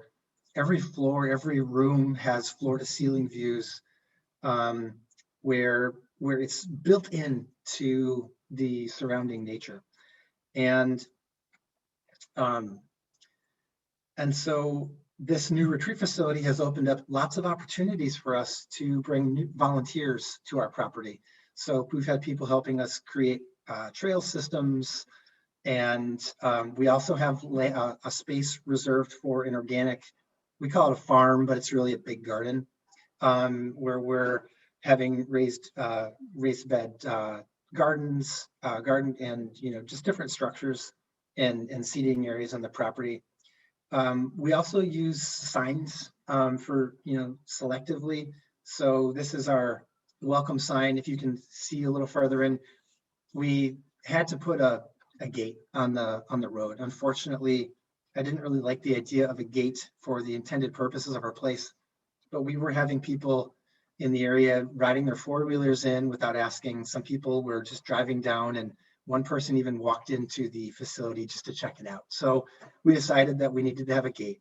And this is what the gate says as you're not coming to the property, but leaving the property. There's another sign that asks them to please not trespass. But this says, remember, you're leaving this special place does not mean the special place has to leave you. What memories of your time here have you stowed away in your heart? May you move forward with purpose and look toward the future with hope. And so we also have some of our volunteers helped us put up some signs for the drive-in, and people will see spaced out on the drive-in this way to renew, slow down, breathe, and just be, to set the stage and help welcome people to this incredible environment. We also have through donations, we have some named opportunities. So for our trailhead, this is going to be where the organic farm will be. You can't really see it, but it's around those bushes. It opens up into a large field. Our beachfront, our fruit orchard will have apple trees. We'll have berries, blueberries, and raspberries. Right now, we're actually setting up. We've set up with 101 trees. We'll be making our own maple syrup this spring. And we posted this picture on Facebook recently, and somebody put Bernie in it. So it's kind of funny. So we're excited about the Walden Institute and all the things that it can help us do to expand our access and reach and programs. What you're seeing right now are some movie posters. We actually had the great fortune to create a documentary film about our treks and the experience so that other people could go on a trek virtually with us. And I'm going to show you some clips in just a little bit to help you see what happens. And we worked with Frey Hoffman of Frey Design Productions here in the Chicago area, who did an incredible job bringing 2 different documentary crews on our treks in Wyoming and Utah, and did so in such a stealthy and visible way that nobody really knew they were around. And they just became a part of the group, and it was really special. So I'm going to go back now, put the research hat on. We talk about this in our publication, but Frumkin and his colleagues described what they called a matrix of pathways by which humans encounter nature. And I'm going to tell you a little bit what those pathways are. One is on the spatial scale. We need to think about, is it small, medium, or large? Is it a potted plant, a window view, or a picture of nature? Is it medium scale? Is it a garden or a nearby forest preserve? Or is it a large scale, something like a vast wilderness setting? Proximity, how close or how far or how embedded is it within one's normal surroundings? How frequently is a person in contact with nature? Is it reoccurring? Is it one time? What activities does a person engage in? Sedentary, movement-based, alone, with others, etc. And then what level of awareness does a person have? Is nature itself the object of one's attention, or is nature merely a place where one does other things? I jokingly said here, looks at their phone, let's say. and what sensory pathways are engaged. So look in terms of the matrix of pathways for TNT, we're definitely on the large side of things, being out in the wilderness. It's pretty far from people's homes. We have these experiences are either long weekend or week long. And so it's typically a one-time experience. Some people have gone more than once, but it's not something that's happening all the time. The level of exposure is multi-night immersive. It's both movement-based and sedentary, solo sit spots and with others. In terms of the level of awareness, nature is on our minds and in our hearts. And so the level of awareness of nature is high and it engages all the senses.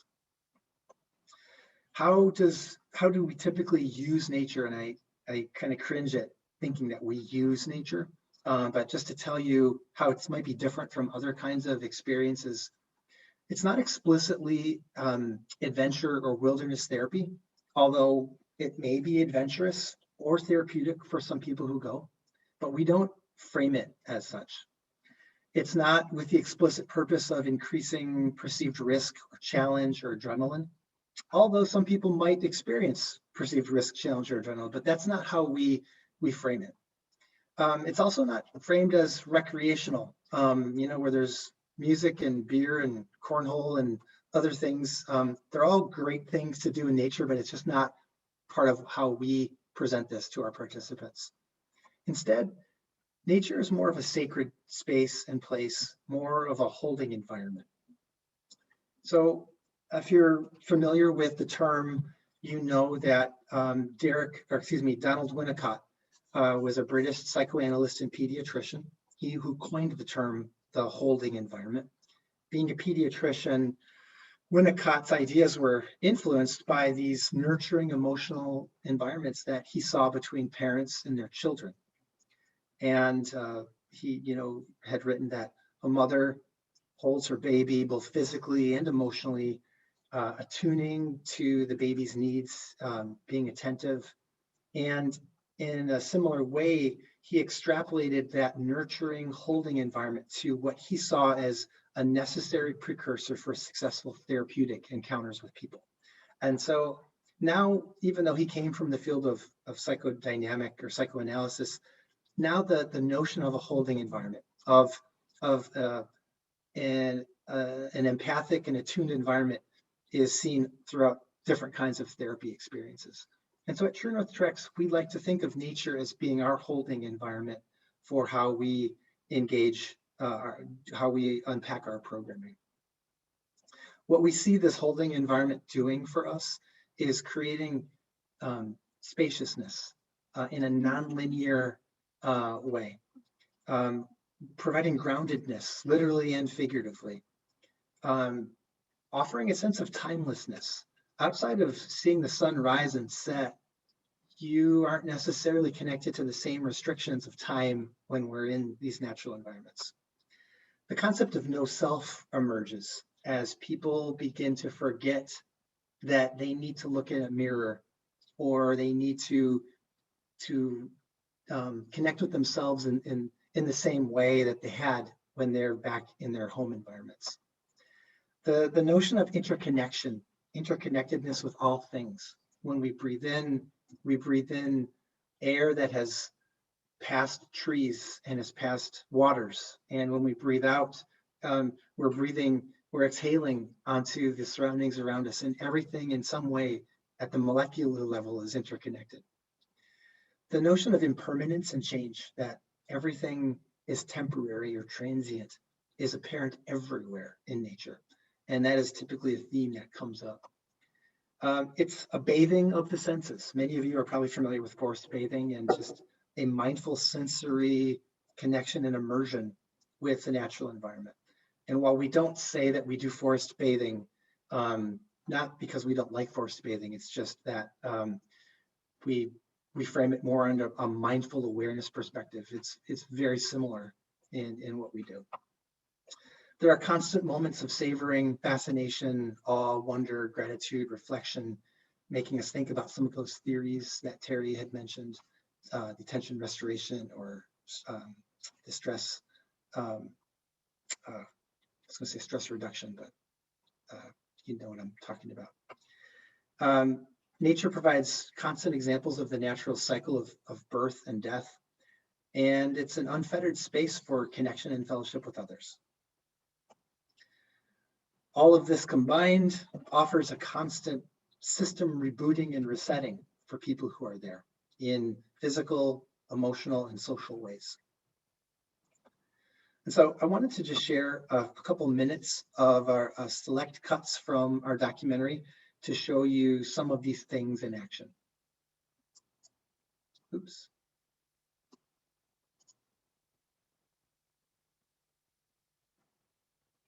You, Claire? Do you remember when we did the silent hike? Yeah. And we talked about the forest? We talked about how something like a forest fire can come through and destroy everything. And yet... This is just what it looks like right now. Yeah. Something new will always grow back. Yeah. Because it has really nutrient-rich soil now, and that's really when it hit me. Like, those processes refining me, I guess. And there's still something more beautiful to come.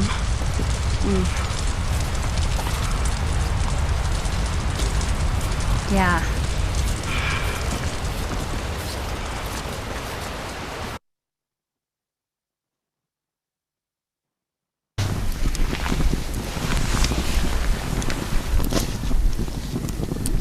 I noticed water reflecting light onto the side of the canyon wall. I noticed that spark in me light up again when cooking outdoors. Yeah, I hadn't done that in a long time. I noticed the quiet, how quiet it was, and that was different. I noticed a lot of selflessness among everyone here. I've been really discouraged lately by selfish people in my life, so it was refreshing to see everyone lending a helping hand. I observed all those little yellow butterflies on the way here. I have a butterfly tattoo on my chest, and that was part of my mastectomy tattoo. And so after my grandfather died 4 years ago, right before I was diagnosed, me and my mom would always see butterflies come, and they would stay longer than they probably should, and they would land usually on one of us. And so we always said, that's Papa coming to visit. That's Papa coming to visit. And so today, seeing all those butterflies, it was like, well, Papa's here.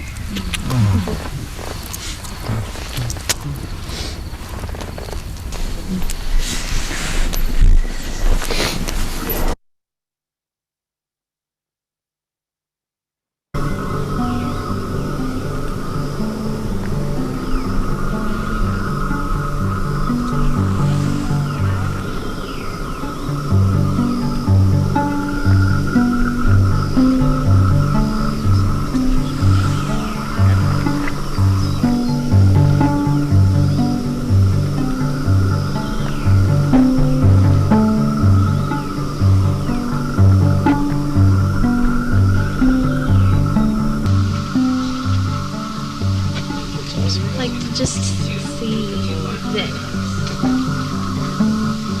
It makes you feel so big yet so small. I know, right? And to be able to come out here and reset yourself and find who you are, because you're not the same as you were before. No. You're a whole new you. You are. It completely changes you in every molecule and atom of your body. It completely changes you. Yeah. I've never felt more connected with a group of strangers that can be openly talking about my poop, about my scars, and honestly, like I hadn't talked to people about the guy who broke my heart when he found out I had my mastectomy. Like I had never been able to talk to people about that. People would ask me about it, and I would make something up. And so now what I'd like to do is, through photos and quotes, spend the next few moments taking you on a decade-long Bath of the Senses tour from our programs that happened between 2010 and 2020. And I'll pause to read some of the quotes, but I'm going to just continue to scroll through the different photos and scenes. This experience inspired, centered, motivated, grounded, challenged, moved me and more. Without it, I don't think I'd be where I am today. This experience was, without exaggeration, absolutely life-changing. I hiked into the woods feeling ravaged by the physical and emotional toll of cancer and left feeling renewed, strong, brave, proud, and at peace.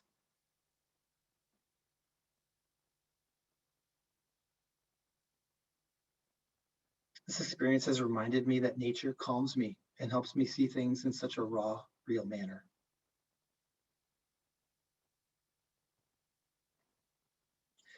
I relearned how much I love connecting with the outdoors. Even dirty and smelly, there was something so pure and peaceful about the quiet of the Green River.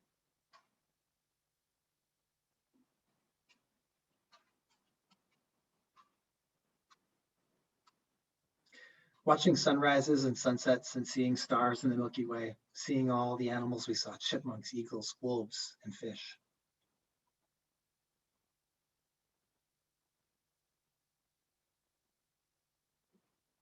This was the first time in 10 years since my first diagnosis that I allowed myself to be vulnerable and fully accept and process this strange gift that cancer has been. I was finally amongst my peers.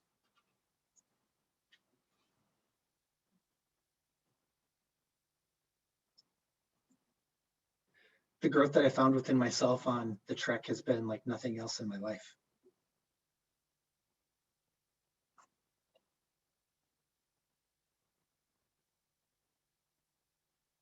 The sights and sounds and smells of nature very much drew me into the moment. It brought me back happy memories from my childhood playing in the woods. It felt good to think about the timelessness of the woods, the ground, the trees, and water.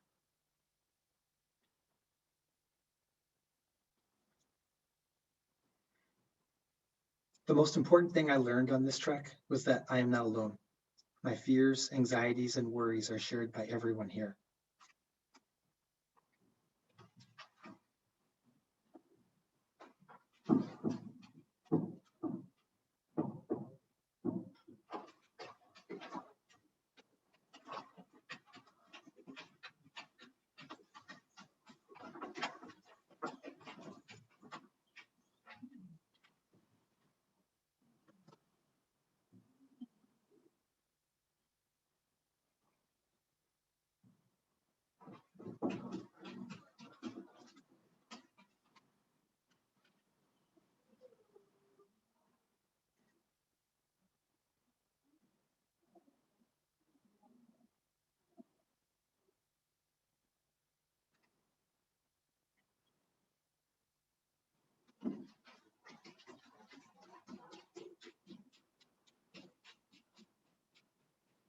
Okay, thanks for going on that tour with me.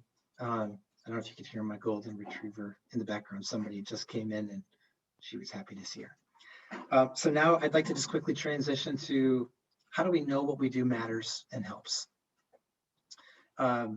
We administer pre and post trek surveys we have been doing that since our very first trek. We have several single item statements that ask about our three connections: connecting to nature, connecting to peers, and connecting to ourselves. We also have some open-ended questions about what they've learned, things they've observed, which a lot of those quotes came from. We also administer, we didn't start doing this, but I don't know, after a few years, we started incorporating standardized, validated measures that I actually helped create in my job at Northwestern with a group of people. There's a system called PROMIS, stands for Patient Reported Outcomes Measurement Information System. Looks like I left the measurement out of the acronym there, but we administer short forms of depression, anxiety, and sleep disturbance as well, just to see if there are any meaningful changes. And then in 2016, because I had some extra materials left from my lab, we collected blood from participants who were interested to also look at what some of the initial trends might be on inflammation and inflammatory responses to being out exposed for a week in nature. So just going to show you a couple pictures of how we collected blood. This was not a IRB approved research study. We asked everybody who was interested, if they wanted to, they could. We also let everybody know they absolutely did not have to get their finger pricked. and give us a few drops of blood. Everybody did. Everybody was in and wanted to participate. So we had that experience. Right now, I'm just going to show you, hope not to overwhelm you with words and numbers, but if you were to just focus in on the blue highlighted areas are all items that were significantly different between pre and post. Just again, to give us an initial trend of some things people are saying are changing for them or improving over the course of the week. The first couple ones have to do with feeling connected to the outdoors and connected to other people, reflecting on one's path as a cancer survivor, learning ways to slow down their mind and body. This whole set of items have to do with mindfulness qualities, being able to sit with unpleasant experiences, learning about being non-judgmental to our own experiences or be compassionate to ourselves, as well as feeling more comfortable and efficacious doing outdoor activities, hiking, backpacking, and camping. As well, these last things are about confidence, being able to take some of these things back home into the front country and to apply these things in their daily lives as a cancer survivor. In terms of the PROMIS scores, just to draw your attention, there are 3 different measures here. There's anxiety on the top, depression in the middle, and sleep disturbance on the bottom. And these are scored on what's called a T-score. So there's a mean score of 50, which is average and no symptoms or problems, and then a standard deviation of 10. And so that means that at usually around 55 is where we start to see mild symptoms of anxiety, depression, or sleep disturbance. By 60, that's when it would go into more of a moderate area. And I believe by like 65, that's where you start to see severe depression, anxiety, or sleep disturbance. So you can see that if you look at the pre-trek score, that's right at the beginning when they came in, that for anxiety, they were actually a full standard deviation above the mean at 60 on average. For depression, it was in the mild area, almost moderate.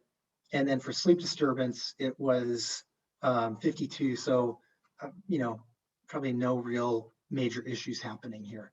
And then you can see the post survey, going down to 53 in anxiety, going down to 47 in depression on average, and going down a couple points to 49. All of those changes were statistically significant changes pre-post.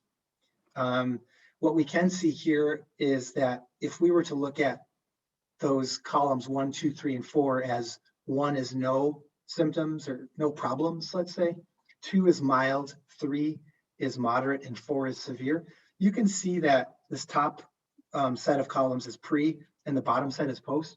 You can see that over time, over that week period on average, people moved from moderate to mild or from mild to no problems, even moved out of the severe in anxiety.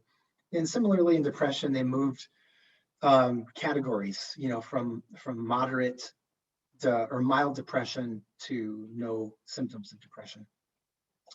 A question to ask is everything always this hunky-dory? And no, it's not. We have to really do a lot of thinking and planning and have lots of contingency plans. And some things that we run into all the time is that there are danger and safety concerns of being out in the wilderness in the backcountry.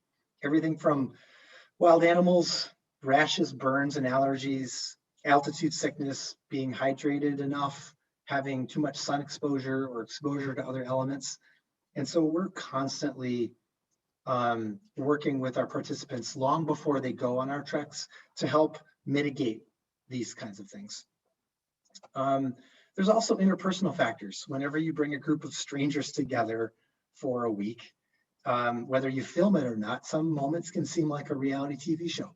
And so we are constantly working with our group members to be kind and respectful, to, we say, get each other's backs, to look for opportunities to get each other's backs, and to really just cultivate a helpful, caring environment with everyone. And we don't have really any problems with that. People choose to go on these treks, and they're amazing. Every person that goes has an incredible story to share that every time I get to go on a trek changes me in a positive way. COVID happened to everyone, and unfortunately for us, we had to cancel all of our 2020 treks. It was actually going to be the season where we were doing the most we've ever done, and we were just almost all full or getting there, and we had to cancel it. So it was a bummer, but again, I know everybody on the call had to have things canceled in your own lives. We're trying to figure out how we continue. We adapted by offering free online mindfulness classes and in doing other virtual things, but our programs are really out there in the field. And so we recently sent a survey out to our alumni and our applicants, and we got responses back from several alumni and several applicants. The survey was sent out and responded to before any news of the vaccine. In fact, I think we got our last response back a day before news of the vaccine came out. So all the responses are not with vaccine in mind. The majority of people who responded were female, most from the Midwest, but they had representation from other areas in the country. We asked them how confident they were about managing their own risk of COVID. And 88% either said quite a bit or very much on a 5-point Likert scale, from not at all, a little bit, somewhat, quite a bit to very much. They felt confident. Over half said they were confident flying on a plane. Over half said they were confident when they were indoors with others. The vast majority were confident outdoors with others. No surprise there. And the vast majority said they were confident with our COVID risk management protocol, which we presented to them in the survey and showed them all the different things we would plan to do on a trek to assure everyone's safety to the extent possible. We also asked about their interest and comfort participating on a trek, and over half said they were quite a bit to very much interested in participating, or actually in this one, over half said that participating on some kind of trek far outweighed the potential risks of contracting COVID. So I think here we were tapping into those people who just needed to get out, which we all see in our different ways.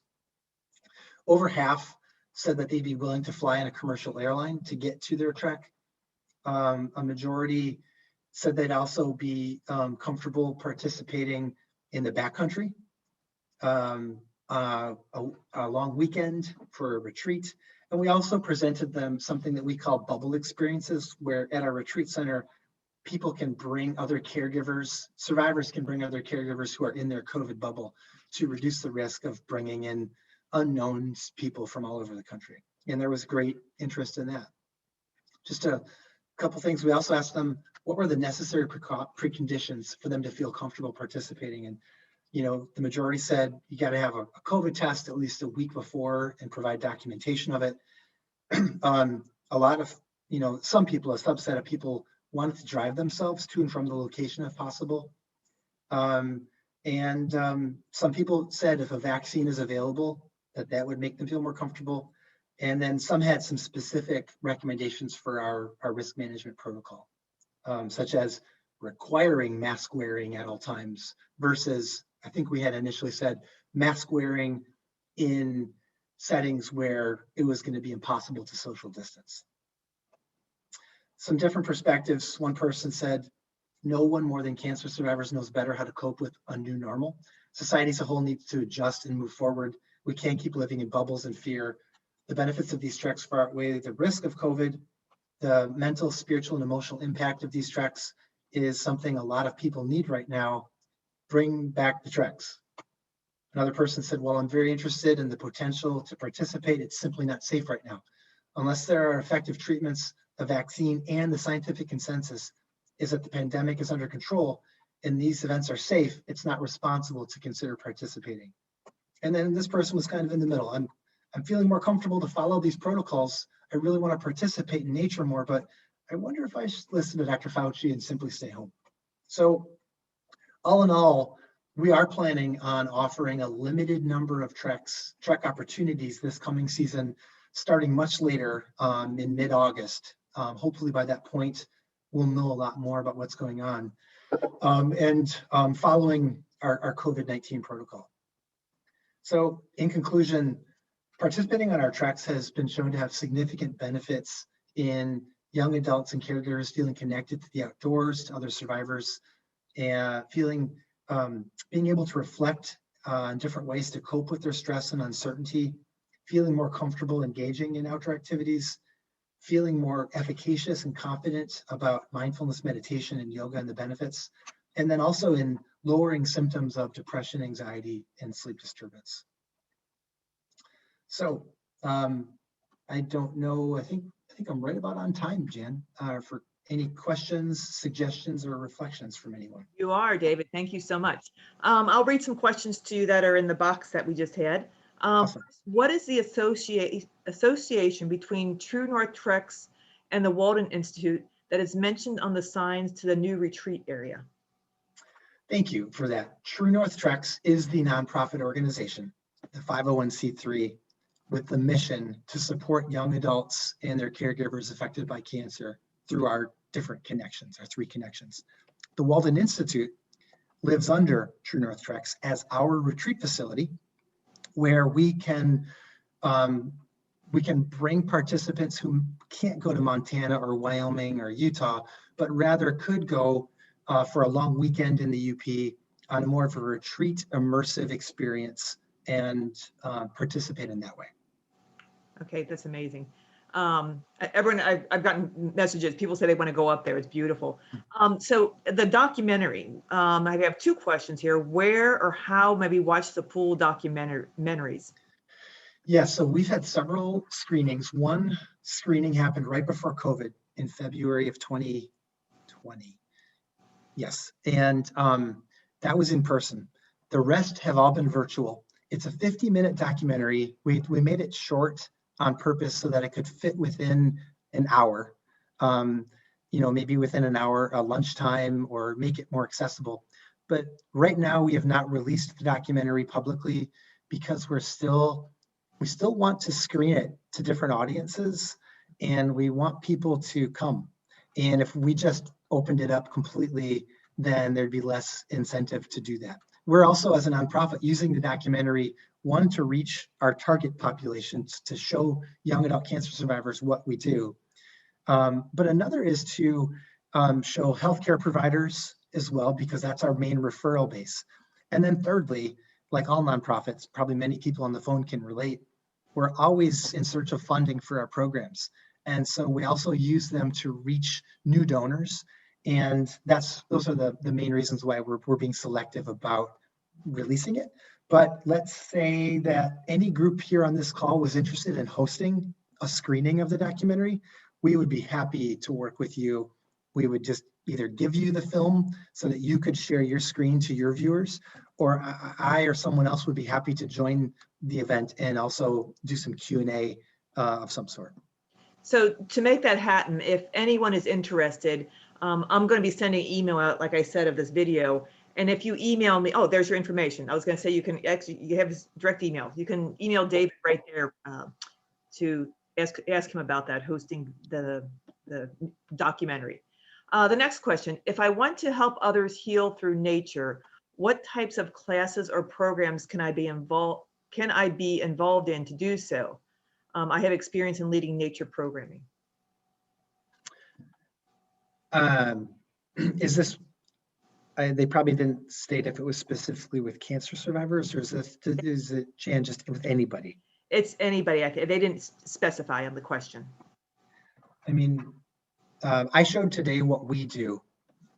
Excuse me. We take a pretty simple, not too complicated approach of in many ways trusting that nature knows what to do when we're there, and bringing people into nature safely within that holding environment. And we explicitly teach mindfulness practices because they're a gateway into the senses. They're a gateway into our wonder and into connecting with the surrounding nature, so that people don't take it for granted. You'd be surprised how quickly a group will start to just talk about anything when we're on a hike. But if we start the hike by saying it's going to be a silent hike, and the goal of this hike is to see how attuned you can be to your each foot stepping and the smells and the sights, etc. All of a sudden that hike becomes a completely different experience. Thank you. What's cool about that, Jan, is you can do that in your front yard. You don't have to go to Montana. I'll be quiet now. I know you got to get the next speaker going here. Okay. How are the youth selected for the TNT adventures and how are they funded? Youth are selected by applying on our website, truenorthtreks.org. There's an application.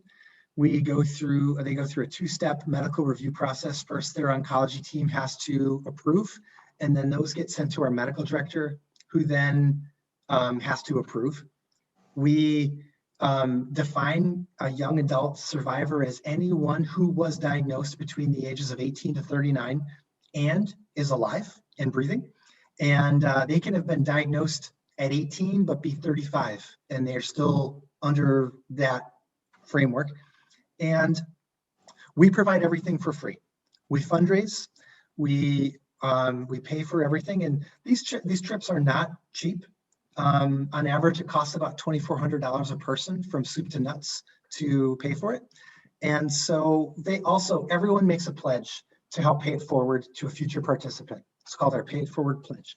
And we found early on that it's much easier for a person to try and help fundraise for someone else than for themselves. And so after their trek, we help them set up a website, and they do kind of a GoFundMe. We give them a goal. We let them know it's a pledge. We're not going to send anybody to their house to collect. They don't have to put their credit card in. And some people kill it. Some people don't. Some people take 5 years. But over time, we've had almost an 85% return on our Paid Forward Pledge to help our sustainability model. Great. Have you followed up with the trek participants at 6 months, 1 year? This is related to anxiety. We have not done a formal follow-up survey to look at long-term change in our participants. We've talked about doing that for years. I've even created one, which we haven't sent yet. It's a goal of ours to reach out to our alumni. One thing we do is follow pretty much everyone we ask for social media handles. We follow everyone on every platform.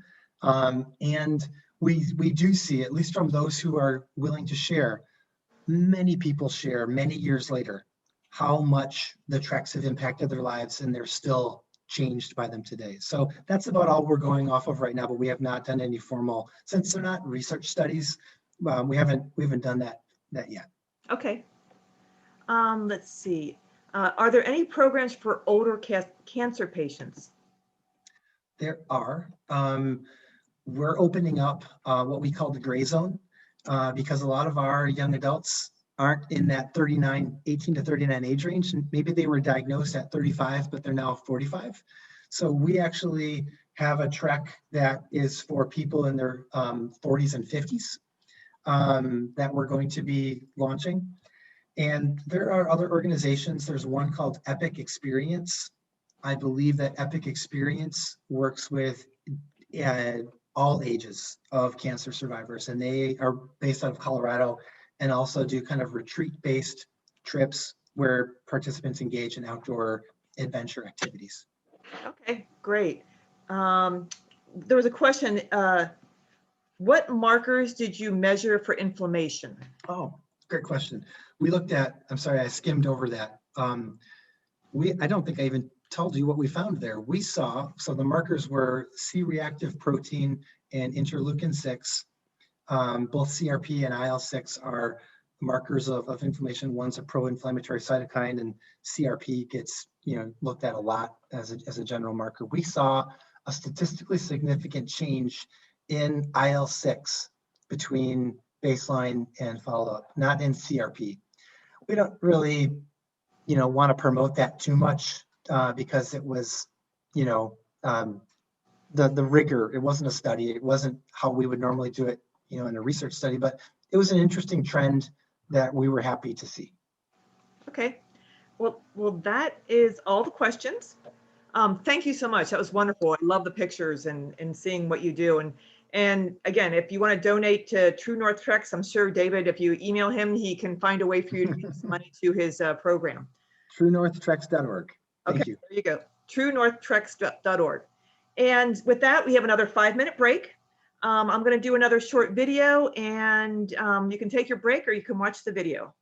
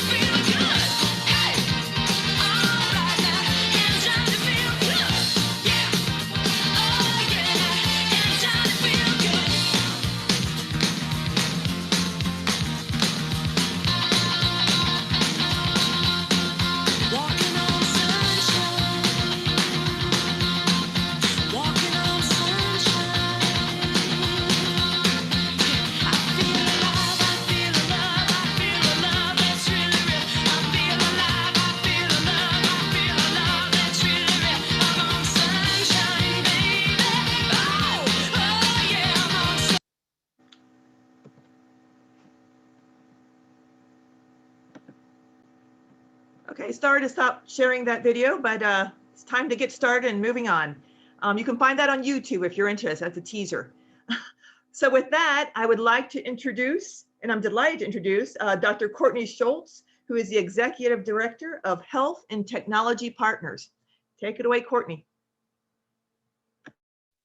Thank you so much. And it is an absolute pleasure to be here. We've had such fantastic information from our other presenters so far.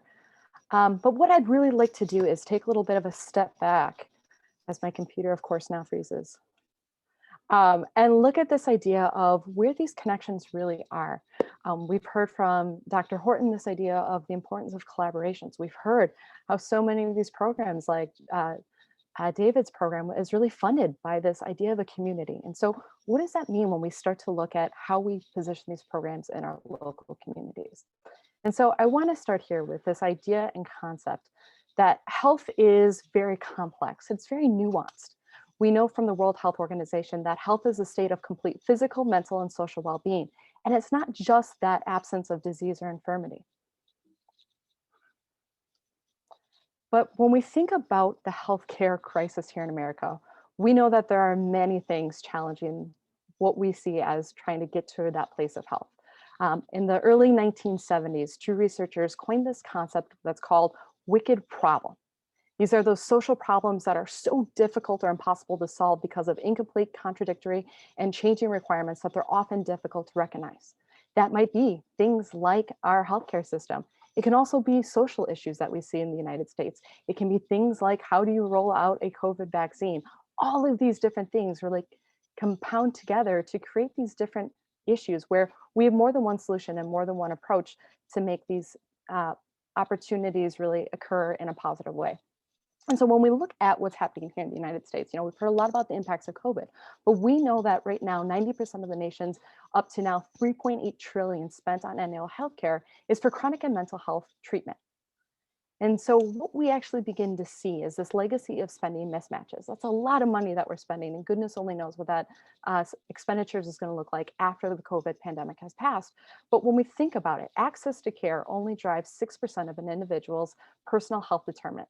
Yet we spend over 90% of our national health expenditures paying for these medical services. And so when we start to think about an ecosystem approach, we begin to quickly realize that 59% of an individual's health determinants could be positively influenced by things called these nature-based health interventions, which we've heard of so many great examples throughout this morning already. In order to really think about how we continue to connect this, right? We've heard very tangentially these programs that are connected with and embedded with oftentimes partnerships with healthcare partners. But what we're beginning to see here in the United States is a shift away from a pathogenic orientation of our healthcare, right? Traditionally in the United States, we've paid for our services. So it's this fee-for-service model where it's considered very disease-centric.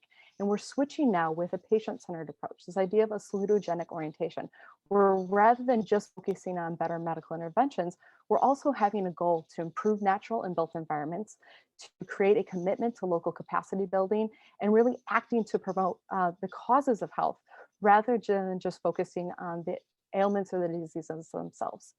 And so what we begin to learn then when we look at this from a slightly broader perspective is that health depends not just on my own ability to manage my health, but really on the ability of us as a society to understand and manage the interaction between human activities and the physical and the biological environments. And this really draws on that idea of biophilia and self-determination theory, this idea of we have an innate connection to the world around us, but we also have an innate need to connect with people as well as that environment around us. And so what we begin to see is what we've really been talking about today is the importance of connecting with nature. And so this is one model that kind of brings together several theoretical frameworks to express and explain this idea of the nature health link, right? It begins with this idea of nature exposure. That nature exposure can occur in various ways. It can be direct exposure, indirect exposure, or even incidental exposure, right? Think about biking through the park on your way to work. But what happens is this magic, right? There are active ingredients in that environment that really trigger these different mechanisms that lead to these health outcomes. And so in some ways, those are mitigation and restoration mechanisms where we see kind of a restoration of our mental capacities, things like attention restoration, but there's also instauration mechanisms, right? Promotion of physical activity.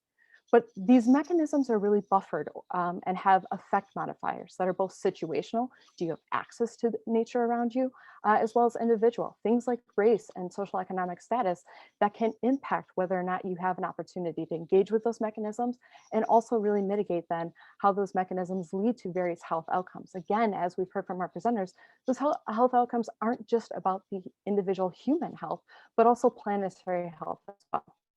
And what we've heard a lot about is this kind of reference to the concept of nature prescription or nature-based health interventions. And this is the idea of intentionally linking public lands and park programs with the medical community. So it's these use of all of these blue and green spaces, right? Parks, green spaces, rivers, lakes, as we've heard the importance of that, really to improve health and wellness among individuals through a formal prescription or referral by a healthcare provider. But this really includes our public lands. And this is where sometimes we struggle a little bit with the dynamic of how do we, as we heard from David, enjoy that wilderness exploration and that sense of getting away versus the importance of nearby nature. And well, what we begin to see is there really is a continuum, and it's important all the way along that continuum to be engaging with different aspects and elements of nature. And so we know that these interventions can really increase contact with and connection to nature, helping improve both human and planetary health. But a number of pro-environmental behaviors come along with that. Through this connection to nature, we see that there's an increase in fostering place attachment, an increased sense of place and belonging, and also this idea of really challenging and redefining who we perceive to be a conservationist and who we're actually inviting into those spaces to enjoy the benefits of being connected with nature. So these programs really exist on a health and nature continuum. It can run from all of those things that we see in terms of outdoor recreation, right? Those outdoor wilderness expeditions, through to things that are very healthcare centric. Those programs and referrals maybe on those campuses of different healthcare institutions that we see. And somewhere in the middle are these community-led programs that really directly engage community members with nature, oftentimes in collaboration with either outdoor recreation or really the healthcare system, and provides a number of different approaches for communities to really be taking ownership of what this idea of nature is for their own well-being. And so one of the lenses that I find particularly useful to talk about this, really the nuances and dynamics of all these moving parts, is an ecosystems approach to healthcare. And what this is really talking about the fact that there is an overlap between our clinical healthcare sphere, our community, and the environment. And at the intersection of all of that really lies these drivers and opportunity for improving health for our communities. And so I just want to spend a brief couple of minutes doing an overview on what some of these opportunities really look like in the field. One of the things that is incredibly important when we think about the body of literature, right? Dr. Horton showed that graph that showed the increase of the number of publications coming out. Well, the reality is we still don't necessarily know all the causality. There are many gaps in that literature. And so one of the models that being applied by the research that I do is really looking at those mechanisms, looking at the resources of what is affording these opportunities, being very mindful to be critical of the context in which these interventions are introduced, how they're measured, both at baseline and at final outcomes, and really how staff programming can actually influence that interaction with the intervention. Looking at this idea of reasoning. What is the reasoning reaction of stakeholders in response to the resource or the resources presented in these programs? And finally, looking at the outcomes, making sure that we are taking what we're learning from all of these fantastic programs and integrating it back into the clinical. Looking at ways to put it into things like the electronic medical record. And so all of them, these perhaps self-prescriptions and programmatic prescriptions developed by the community can actually become a part of a holistic healthcare approach within the clinical workflow, normalizing the idea of nature exposure as being a key determinant of health and well-being. And so when we think then about these different sectors, we have to be able to engage our healthcare providers. And so one of the main questions that we've been asking as a field for several years is this idea of why aren't more healthcare providers writing these nature prescriptions? Well, to some degree, we don't necessarily know what all the barriers are. There hasn't been a clear consensus on what education is needed. And so it makes it sometimes very challenging to provide a solution. One of the things that we've been doing is, especially in conjunction with my work with ParkerRx America, is looking at figuring some of that out. And so we're in the process of running an NIH R01 randomized control trial, which is a large scale randomized control trial working with low income children as a 5-year collaboration in the DC area, working with children ages 6 to 16, which will give us an idea of really what these pediatricians experienced going through this long-term intervention process, what the response from their patients was, and really begins to unearth the motivations, the barriers, the constraints to engaging in these types of programs. The other thing that we really learn, and in some of the other survey work that I've done, is the fact that a lot of healthcare providers are aware of this connection, but don't necessarily know how to leverage that availability. And so through the development of things like continuing medical education and continuing education units for land managers, we're able to provide these small webinar snippets of information that lead to continuing professional accreditation, but are also really these enduring self-paced online educational activities to help explain and help expose these providers to a body of information that they didn't necessarily receive while they were going through medical residency, and really helps reposition them as there's more and more call from the public to be engaging in this style of programming. One of the other things that is really important to think about is this idea that healthcare isn't always within the clinical setting. And so one of the recent studies I've been working on in partnership with our collaboration in Salt Lake City, Utah, and ParkRx America is looking at how to work through an employee wellness intervention. And so in year one, we registered over 500 participants, over 300 of which completed their prescription and looked at what their experience was. And this was during a COVID year. And even within the restrictions and the stress of COVID, what we found was the strength of nature exposure really came through. 84% of those participants reported being likely or very likely to continue completing their park prescription. 93% of those participants reported improvements in mood, and 84% of them reported decreases in stress. And so what we're really looking to is the opportunity to create a follow-up survey that we'll be releasing very shortly, as well as a year two launch coming this May 2021 that will allow us to begin a longitudinal study. It'll allow us to really parse out this idea of what are the impacts potentially of COVID versus the impacts of just having this style of programming that is connecting wellness into the workplace and allowing these employees to have an outlet. And also really looking at this idea of, because of that support for their wellness at the workplace, what are the long-term health behavior impacts? And so one of the great things that we heard anecdotally from our participants was a quote at the bottom of your screen. During COVID, being outside has been my lifeline. My greatest motivator was knowing that I'd be able to spend time with loved ones I wouldn't be able to visit inside. I'm outside a lot already, but the program pushed me to be outside even more. And what we begin to see with these styles of very structured programs is it provides that social accountability that really helps engage patients in this health behavior intervention in a sustainable way, rather than it being those typical one-off programs that we often see in the outdoor recreation or the recreation space. But it's not just working with the healthcare community. It's also important to think about who our community members and partners are. One of the really exciting programs that I've had an opportunity to work on in conjunction with ParkRx America is our recent DC public and public charter school project. What we did is we engaged 5 schools and 28 teachers in the DC area, training them to become educators that could write personalized park prescriptions for their students. So tailored or personalized park prescription includes working with the student to identify where they like to go, what activities they like to do, where they can realistically go to engage, how often, and create benchmarks similar to what you might see in a time log that a student might complete as part of their health and wellness or PE curriculum, really helping these students create goals for themselves, that they would maybe go to the park near their house to play soccer with friends twice a week at a certain time. And so what we did was then monitor the program, we interviewed staff, and we created additional solutions for classroom integration. Because what we found, as most of you are really aware, if you don't have a very tailored solution to that new audience, it's very difficult to translate something that was very clinically based in terms of these partnerships with healthcare communities and local communities in the form of a clinical based park prescription and really engage our schools. And so what came out of this was then the design and creation of a middle school curriculum. This curriculum was designed to align with physical education and health education standards, and was really designed to be a pass off, that we could take this curriculum, hand it off to educators who are working with middle school age children between 6th and 8th grade to really help those students begin to on their journey to understand the health benefits of nature and to support their own development of nature-based physical activity behaviors.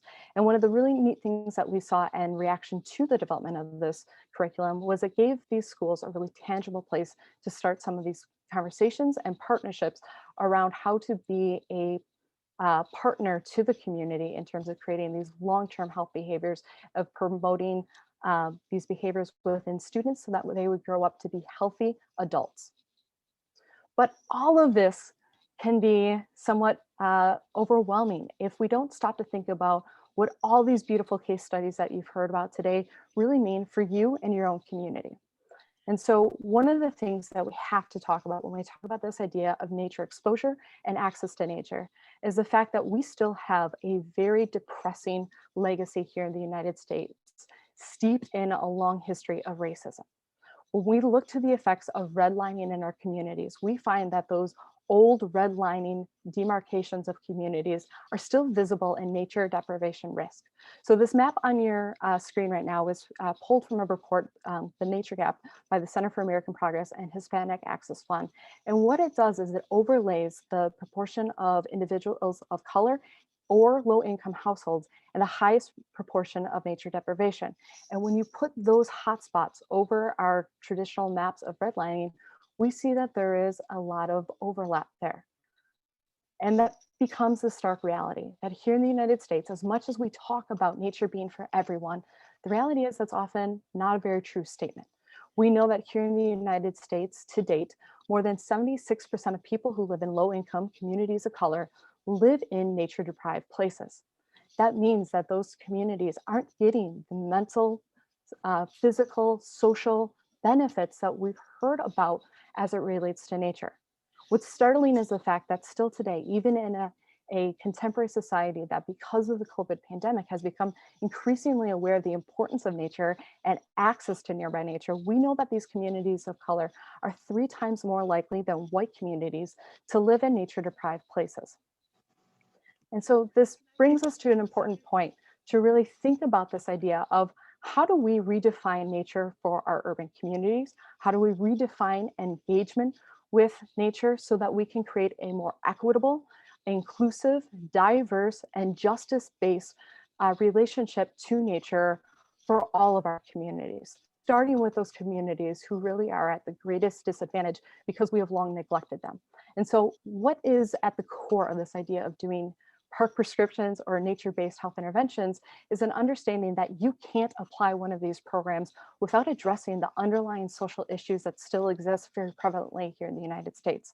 It requires us to uplift the importance of nearby nature, but also supporting access to these green, blue, and brown spaces in a way that isn't led by a traditional Eurocentric approach, but really works with these communities and allows these communities the opportunity to direct and lead these programs in a way where environmental justice no longer is the leading voice for this movement, but rather the fact that this is an intrinsic human right that everyone in our communities has the right to have access to nature in a way that is safe, in a way that is equitable, and in a way that actually meets their unique needs as a community.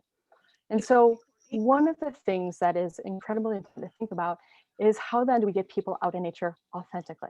If we know we have this disparity that exists in the United States, it often becomes, well, how do I get more X of a community to show up to my program? And I think the important thing here is to remember that we have to start by goal setting. And you have to really, as an organization and as a program, have some tough inward conversations about your own checkered history, perhaps, right? Thinking about what are you trying to accomplish? Who are you wanting to engage? And are you actually really ready for this activity? There needs to be a reality check. The true history of conservation in the United States is one that is incredibly white and one that is incredibly racist. That is often very difficult for us as contemporary organizations to reconcile with. We have to really think about what barriers have traditionally existed to being a welcoming space for various communities. Hey, Courtney, can you hear me? I can, yes. I'm so sorry to interrupt you, but we're getting some comments in the chat that some people are having trouble with the audio. And so if you could just maybe slow down a little bit, because there seems to be a discrepancy between the video and the audio. So I think that might help. But what you're talking about particularly right now is very important. Yeah, thank you for that heads up. So let me restart then with kind of the reality check and make sure that everything is coming through. And please interrupt me again if there's a delay with that. I do apologize about that. So what we're talking about then in doing this authentic programming is making sure that we have these reality checks, not just as an organization, but also as our relationship as an organization with our local communities. We have to be willing to go into the social history that exists. We need to examine what barriers have prevented our community members from coming to our programs. What social traumas exist within our communities that have created these divisions? What failures have existed? In what ways have maybe our organizations been very performative rather than authentic? In what ways have we created harm that we need to figure out how to undo before we continue just to reinvite people back to work with us? The third part of this is really making sure that we're looking for partner-driven solutions. And so this is an important thing that comes down to a little bit of linguistics, but really more the spirit of what you're doing. Are you working with or for your partner? Are you inviting them to the table that you have designed and set, or are you inviting them to disassemble that table with you and reconstruct it in a way that is perhaps a brand new shape and a brand new concept for you and your community? And also be realistic. What skills are you missing? Oftentimes we have blind spots as organizations and as individuals where we don't necessarily see what harm we've been doing. How do you begin to reach out to those partners to shore up what skills you might not be able to bring to the table in order to create these true, authentic, partner-driven solutions? And finally, all of this is really codified by looking at ways to do performance evaluation. This is where we begin to match the beautiful stories and narratives. I don't know about you, but certainly this morning, listening to all these inspirational stories has moved me emotionally. But we also have to be able to balance that with often what is seen to be very cold, hard data. So thinking about what those metrics will be that will determine program success, but also determine our outcome success. And really what that means in terms of our outreach to communities, our support of communities through our park prescriptions and our nature-based health interventions, but also then what it means when we're looking at things like funding. Were we successful at showing our reach? And what does reach really mean when we begin to re-centralize our programs as part of this ecosystem rather than standalone programming? And so I wanted to bring it back to the graphic that I showed earlier and encourage you to think about this idea of meeting community needs and finding a model that works for nearby urban nature. But added to this graphic, we have JEDI, right? That concept of justice, equity, diversity, and inclusion. And the importance of starting there when we're trying to address health.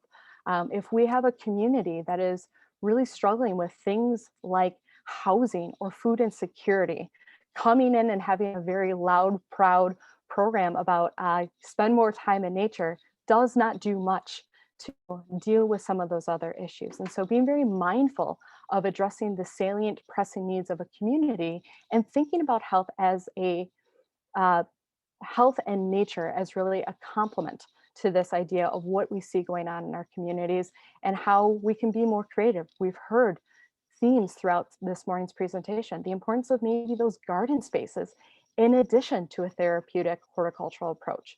How do we begin to redefine this idea of what park prescriptions are in order to really authentically engage and meet our communities where they are?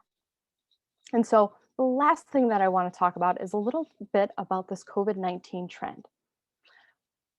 Back in July 2020, right, several months after the start of the COVID pandemic officially was announced here in the United States, compared to the year previous in July 2019, we saw a 54% jump nationwide in Americans going and using parks. This led to a kind of speculative market in which a lot of organizations, both in the nature movement, the park and rec world, community health, all were really excited because we saw Americans flocking in unprecedented numbers to public lands. However, that trend isn't necessarily holding up. The newest report just released this week by the Community Mobility Report, ran through Google Analytics, actually shows that compared to a year ago, compared to January 2020, so right before the pandemic would have hit and really become a thing here in the United States, we've actually seen a decrease. We've seen a 28% drop in park use from pre-pandemic times. And so this raises a couple of really interesting questions. When we think about the connection between nature and human health, and we know that it has significant outcomes when it comes to mental health, what does it mean when we're starting to see perhaps a nation that really is truly burnt out? We talk about the concept of being burnt out specifically within the medical community, of those healthcare professionals walking away. We know that we have nurses on the front line who are absolutely struggling with PTSD as they are fighting against this COVID pandemic. But perhaps we're starting to see, maybe even more alarming, a silent pandemic amongst our broader social field. What does it mean when we have so few Americans turning to the outdoor space, and not just because of winter? Remember, this is comparing to January 2020, that there is seemingly perhaps a lack of resiliency here in the United States as we are feeling burnt out, or as we are feeling those effects of not being socially engaged with one another. And so I offer this up to you as a way to really think about, as excited as we are with the forthcoming rollout of the COVID vaccine broadly for all Americans, how do we begin to reposition potentially this idea of park prescriptions to really start meeting the immediate needs around mental health distress and social isolation for our communities, in addition to some of the very wonderful ways that we have seen nature be a solution for so many other chronic diseases and different ailments and illnesses that we've talked about so far in this presentation. So there we will leave it. And if there's any questions, I'd be happy to engage in that now.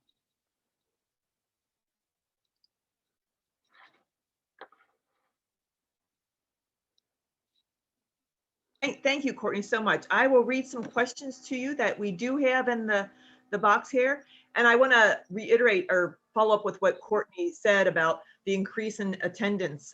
For those of you that live here in DuPage County, I was talking to the park programmer for DuPage County Forest Preserve District, and she said last year they have car counters as they go in and out of the parking lots. Last year, their attendance was previous to COVID was 4 million. This year they had 6 million visitors. And that's just in this county alone. It's up an extra 2 million. And a lot of conferences I've been on, they said instead of managing the land, they're managing people now, because what they call ambassadors out there, because there's a lot of new people coming to the parks and the preserves, and they don't know how to act or be out in those areas. So it's a new issue they have, which is a good one they have. So starting with that, they said, I personally know a physician forced out of his practice because he wasn't generating enough income, i.e. high price tests and treatments. How does Healthy Impacts generate profit? Do your programs work with some of the Affordable Care Act initiatives?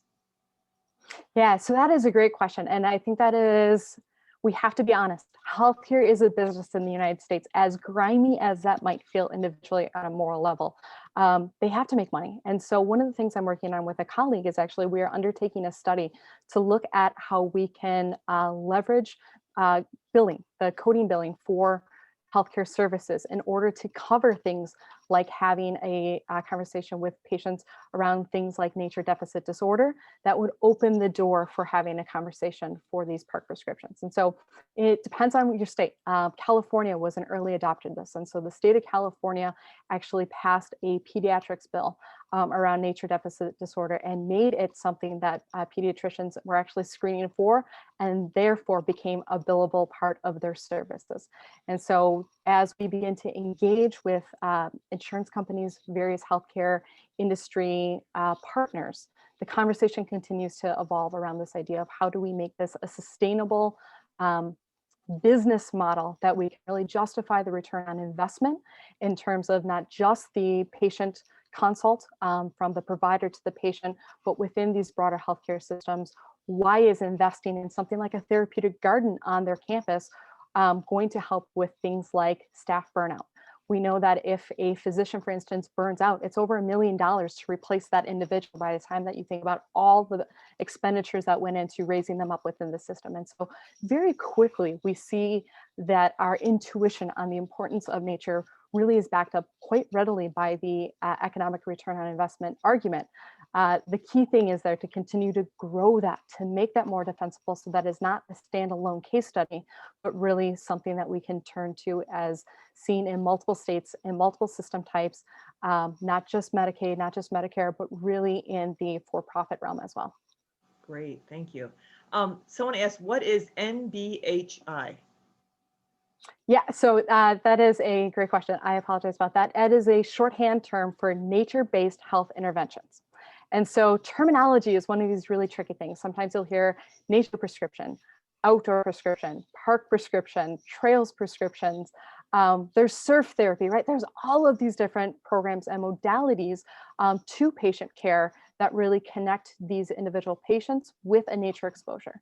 And so to kind of take a broader level and not be exclusive to any of these wonderful programs, sometimes it's useful to reframe the conversation around then these nature-based health interventions as a way to think about how we can really creatively and dynamically create these programs to really fit the needs of our partners. Great. These are great questions. Thank you so much for answering that. There's two questions here that sort of are related and they go together. So I'm going to have the one answered. Could the drop in park use be due to the combination of seasonal depression, weather, less access to natural areas because of lack of maintenance from less people working in parks and recreation and maintenance? As a student in sustainable parks and recreation, this is very interesting for them. But also the question above it said, is there not a factor in the winter weather in the drop in the park use too? Yeah, so this is where I love having these conversations around nuance. First, those numbers of drop is compared to last winter. So there is not a seasonality effect. It is the first important part to start with this. The second around this idea of sense of place. This is where we're going to need to start exploring as researchers. For those of you who have been visiting maybe the same park and you have this really strong sense of ownership and a sense of belonging to that place, you may be very frustrated by the increase of use, or that you've been seeing people maybe interacting with that space in ways that you don't feel are appropriate, right? So all of a sudden we're starting to see more user conflict. We're seeing clashes about the idea of what is appropriate behavior on a trail, in a nature space. Is it supposed to be for very contemplative? Is it okay if you have a group of kids in a nature preserve playing ultimate frisbee or throwing around some different sporting equipment? And so what we need to continue to look at is this idea of how then perhaps the backlog of maintenance is maybe influencing this drop. But I will say this, when we have seen the government federal shutdowns and we have seen the trash pile up at the gates of our National Park Service, we didn't see much decline in use. In fact, we saw more and more use because people didn't have to pay to go in those spaces. And so I think really teasing apart the influences of what we're seeing socially here between, yes, there are still some park closures, user conflict, all of these different things are things that we really need to tease apart from a social lens, because this gives us an opportunity to go back to that idea of JEDI, right? Justice, equity, diversity, and inclusion, and think about how much of perhaps our community's underlying isms, right? You're told as a woman, don't go running on a trail at night by yourself because you're putting yourself in harm's way. We have this idea that if I am perhaps from a certain culture, that I participate in, you know, certain winter sports, but not other winter sports, right? There's a lot of social normalization to these leisure behaviors that we're also seeing really kind of colliding with this idea of what spaces are available and how then our communities are choosing to engage in these spaces in COVID. So hopefully a lot of good research to come out of this, but I love the question. Yeah, and hopefully your presentation, these others, will inspire people to do more research in some of these areas and get some of these questions answered. The next question was, how do you deal with transportation in an urban area to get to outdoor spaces? A little background, my mom grew up in the south side of Chicago. Some relatives still live there and the neighborhood has changed. It amazes me how the gun violence has gone up in that area.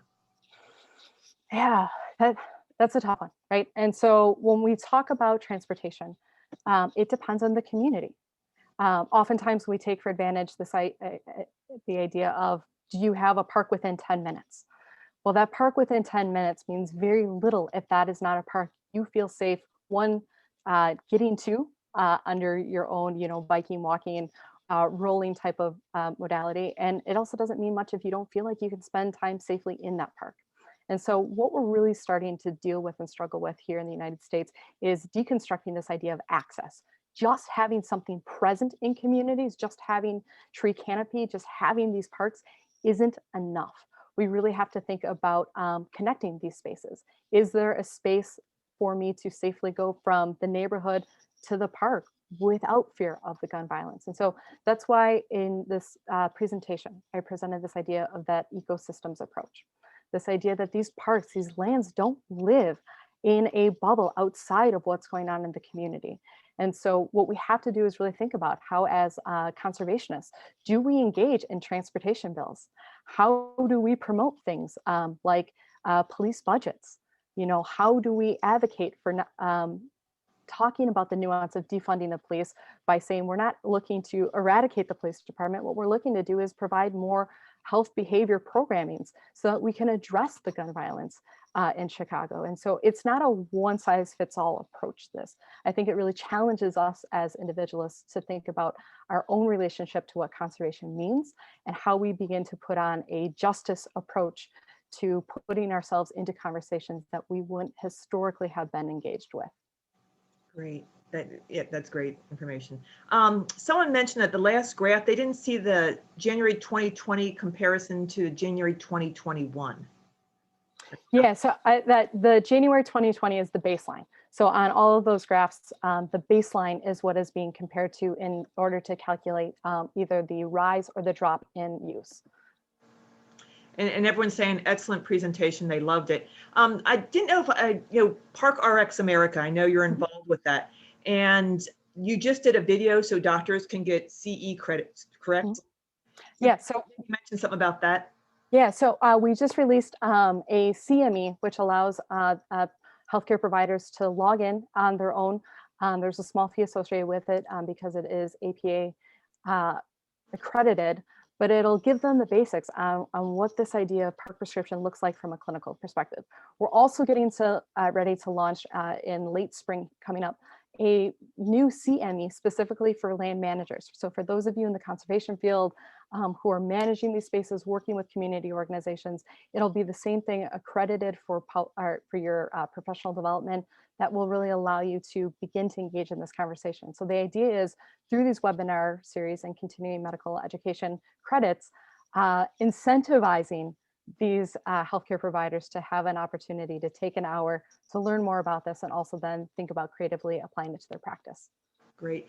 And for those of you on with us still, Dr. Horton just posted in the chat the URL link to the parkrxamerica.org. So if you're interested, and for anyone, if you, and especially in DuPage County, our organization, we hired an intern. We hired someone to put all the JS data into the system on ParkRx America. And over the summer, the interns and myself got information from the park districts, and then we uploaded pictures. So all that information, if you type in your zip code, you can find a park near you. So check it out sometime. And with that, I think we're ahead of schedule, which is fine. And I want to thank all of our presenters, Jeff, Dina, Ramon for your sharing your story, Dr. Horton for telling us about NCH2, and then also Dr. Victorson, and of course, thank you, Dr. Schultz too. We really appreciate this. Is great information. To wrap up, I want to thank our sponsors, Bedrock Earthscapes, Christopher B. Burke Engineering, Cool DuPage, DuPage County Stormwater Management, and the Forest Preserve District of DuPage County. And a special shout out to the DuPage Foundation. The Conservation Foundation is one of 36 DuPage County non-for-profit organizations to receive a grant through the DuPage Foundation's Fall Community Needs Grant. And this is to fund out our Nature RX program.